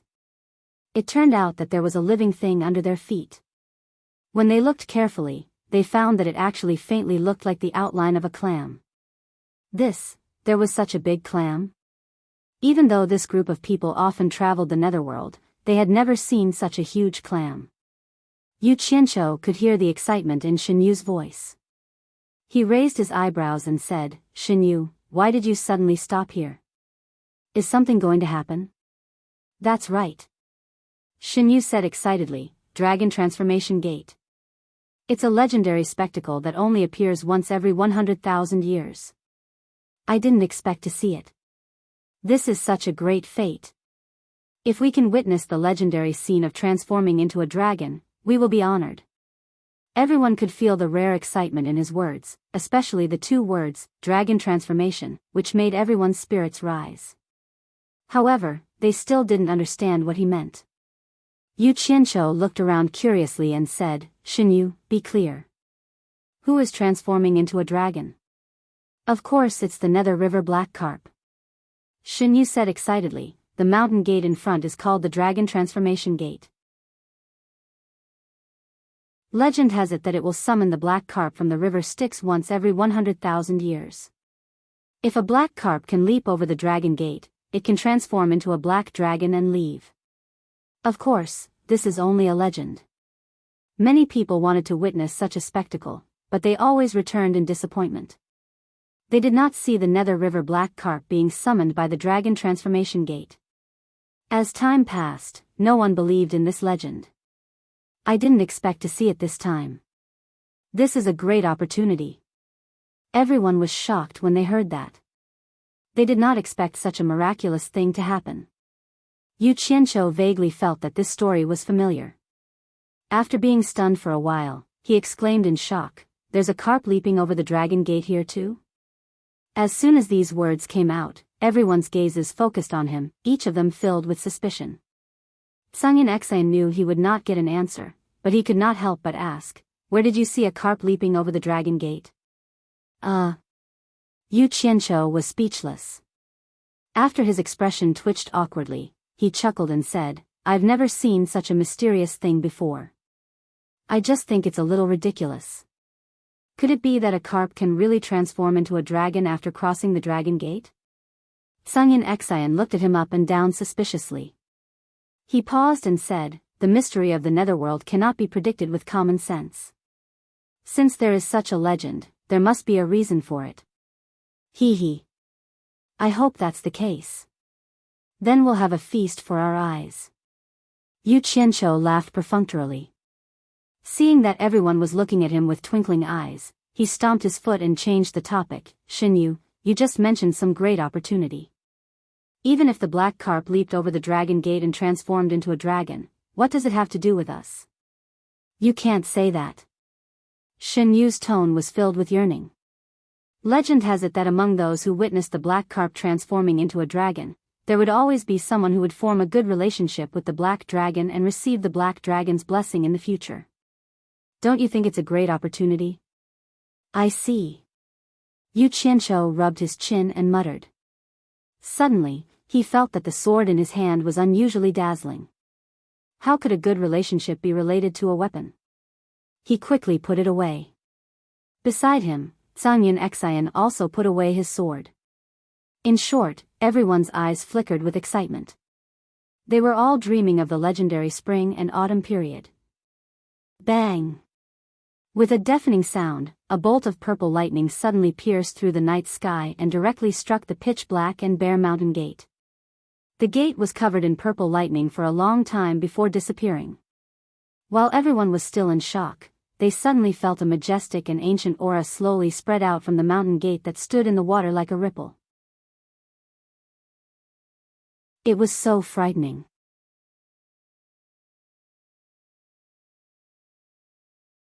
Chapter 1000. At that moment, everyone seemed to have an illusion. The ancient and majestic aura that spread out like a ripple seemed to be mixed with an obscure Sanskrit incantation that was whispering in everyone's ears. The voice seemed to come from above the 9 heavens, but it also seemed to have traveled through ancient times. The ancient and sacred voice lingered in everyone's mind, making them have the urge to worship the mountain gate in the Netherworld River. However, what was strange was that when everyone woke up and tried to listen carefully to what was chanting in their ears, they realized that there was no sound at all. When they relaxed, they could immediately hear the chanting of the Sanskrit incantation again. It was abnormally magical and mysterious, making it difficult for them to understand what was going on. Yu Qianqiu shook his head and felt as if someone was hypnotizing him. He focused his attention and stared at the mountain gate. He asked suspiciously, "Xinyu, did you hear that? What's going on?" "I heard it, but I don't know what's going on." "It's also my first time experiencing this," Xinyu said with a confused tone. The mountain gate was 100 meters tall, and the hole at its belly was 40 to 50 meters tall and wide. The countless fireflies that gathered there suddenly became chaotic. The surface of the water around the mountain gate was stirred, and a large group of black carps of various sizes appeared. They floated below the water and kissed the surface of the water. Their black tails and dorsal fins stirred the water from time to time. Everyone looked at each other. At that moment, everyone could see clearly that they were indeed black carps. They could not help but have more confidence in the legend of the carps leaping over the dragon's gate. The densely packed black carps that suddenly appeared in a chaotic manner immediately became orderly after a moment of chaos. They all circled around the entire mountain gate with their heads and tails in a circle. After swimming for a few laps, another river black carp that was almost 2 meters long suddenly broke away from the parade and jumped out of the water. Like an arrow, it charged at the center of the hollow mountain gate and dived into the dancing fluorescent lights. Shaking its head and wagging its tail, it opened its mouth and swallowed quite a few fist-sized fireflies before it finally lost its momentum and fell into the water with a splash. After one took the lead, the Netherworld River black carps that were patrolling behind immediately followed suit. One by one, they leaped out of the water and shot into the group of fireflies that had gathered at the center of the mountain gate. After biting the fireflies, they drew an arc in the air and fell into the Netherworld River. Not long after, the sound of water flowing out and falling into the water could be heard, rising and falling like rain. Such a spectacle was rarely seen. The strangest thing was that those fireflies would rather fly in panic inside the mountain gate to avoid being devoured, but they didn't know to fly out of the mountain gate to escape the fate of being devoured, as if they were imprisoned here by an inexplicable force. Several hours later, the number of fireflies inside the mountain gate had decreased by more than half, and the light under the mountain gate had also weakened a lot. It was unknown when Yu Qianqiu had sat down again. He looked at the group of big and small carps jumping around in front of him and almost dozed off. At first, it was a little novel, but he couldn't stand watching such boring and monotonous movements for a few hours. "Shenyu, are you sure this is a carp leaping over the dragon gate?" Yu Qianqiu asked in boredom as he sat there with his hands supporting his chin. The others also felt a little bored watching. Although those carps were strong, with the smallest one being a meter long, and the bigger ones being more than 3 meters long, they were considered big among the carps. However, they could leap more than 10 meters, 20 meters, or even dozens of meters high. Could they cross the mountain gate that was 100 meters high? Everyone felt that it was a little ridiculous. It was simply a joke for these Netherworld River black carps to leap over the dragon gate and transform into dragons. It was better for everyone to leave as soon as possible to avoid wasting time. "Of course," Shenyu replied briefly. From his tone, he was still full of energy. "Pfft." Yu Qianqiu snorted in disdain and suddenly took out a fishing rod. It was the treasure that he had taken from the 4 Islands sect masters. Sangyin Xian looked at the fishing rod in front of him and was stunned. "What are you trying to do?" Shen Yu's attention was also attracted by it. When he realized that Yu Qianqiu had taken out his fishing rod, he immediately exclaimed, "What are you trying to do?" "What am I trying to do?" Yu Qianqiu sneered as if he was saying that it was obvious. Was there a need to ask? He swung the fishing rod in his hand, and a thin white light shot out. It shot into the school of Netherworld River black carps that were hundreds of meters away. With a splash, there was the sound of water splashing. Along with Shen Yu's exclamation, a 1-meter-long Netherworld River black carp was pulled out of the water by the thin white light and flew over instantly. Yu Qianqiu quickly stood up and reached out to grab the fin that was flying over. He held the fishing rod with one hand and the Netherworld River black carp with the other. Disregarding the water droplets that the struggling carp splashed on his face, he continued to chuckle. "What a fat and big carp. I think you can forget about leaping through the dragon gate. How about? I wonder what it tastes like." The group of people in the sky looked down speechlessly. One should know that those who came from the celestial world would be warned by their seniors to abide by one rule, which was to try not to provoke the water race in the Netherworld River. However, this guy was too bold. Sangyin Xian was stunned. "Yu Qianqiu, what are you trying to do? Let it go quickly. Don't cause any trouble." "What trouble can there be? There are millions of Netherworld River black carps here. Didn't I just catch a carp?" Yu Qianqiu licked his lips. "Although it's a little dark, it must have a unique flavor." His meaning could not be more obvious. He wanted to taste the Netherworld River black carp. Shen Yu, who was stunned, immediately came back to his senses and exclaimed, "Great Immortal, quickly let him go." Yu Qianqiu stomped his foot on the shell and snorted. "When King wanted to eat us, why weren't you so polite?" "I just wanted to eat a carp of your water race. What are you so anxious about? If you don't want to die, shut up." "Wah! Let me go." A child's voice came. Yu Qianqiu's eyes immediately widened. The fin that was in his hand turned into a small, tender arm. The Netherworld River black carp that was tied up by the fishing line turned into a little boy wearing a black dudu. The little boy had a small braid on his head, and there was an intricately crafted golden chain around his neck. He was currently struggling on the fishing line, looking at Yu Qianqiu with a horrified expression. F***ck. Yu Qianqiu cried out in alarm and immediately let go of the little arm he was grabbing. He looked at the little boy struggling on the fishing rod in a daze. He was not primitive enough to eat humanoid animals. At the same time, he faintly felt that he was in trouble. Sungin Exian carefully sized up the little boy. He realized that he was already at the final stage of the tribulation transcendence stage at such a young age. He could transform. Clearly, he was a demon from the Netherworld River. He did not know what kind of treasure Yu Qianzhou's fishing rod was. The thin fishing line could tie up a tribulation transcendence stage demon, but the demon could not break free. He immediately rolled his eyes at Yu Qianzhou and shouted in a low voice, "You're crazy, kid. Why aren't you letting him go?" The little boy saw that he could not escape after struggling for a while. His tender voice pierced through the night sky. "Big sister, save me." There was still help. Yu Qianzhou sweated profusely as he looked at the surrounding water. He lifted the fishing rod, and the little boy was immediately pulled over. He clamped the little boy's arm with the fishing rod and covered the little boy's mouth with his other hand. He squeezed out a kind smile and said, "Don't shout. I mean you no harm." Unexpectedly, the little boy looked as if he had seen his grandmother wolf. He became even more panicked and struggled desperately. Anyone who was tied up, clamped under the arm, and covered with his mouth would not believe that the other party did not mean them any harm. At this moment, the surface of the water 100 meters ahead suddenly bubbled with a diameter of 2 to 3 meters. It seemed like something was going to emerge from the water.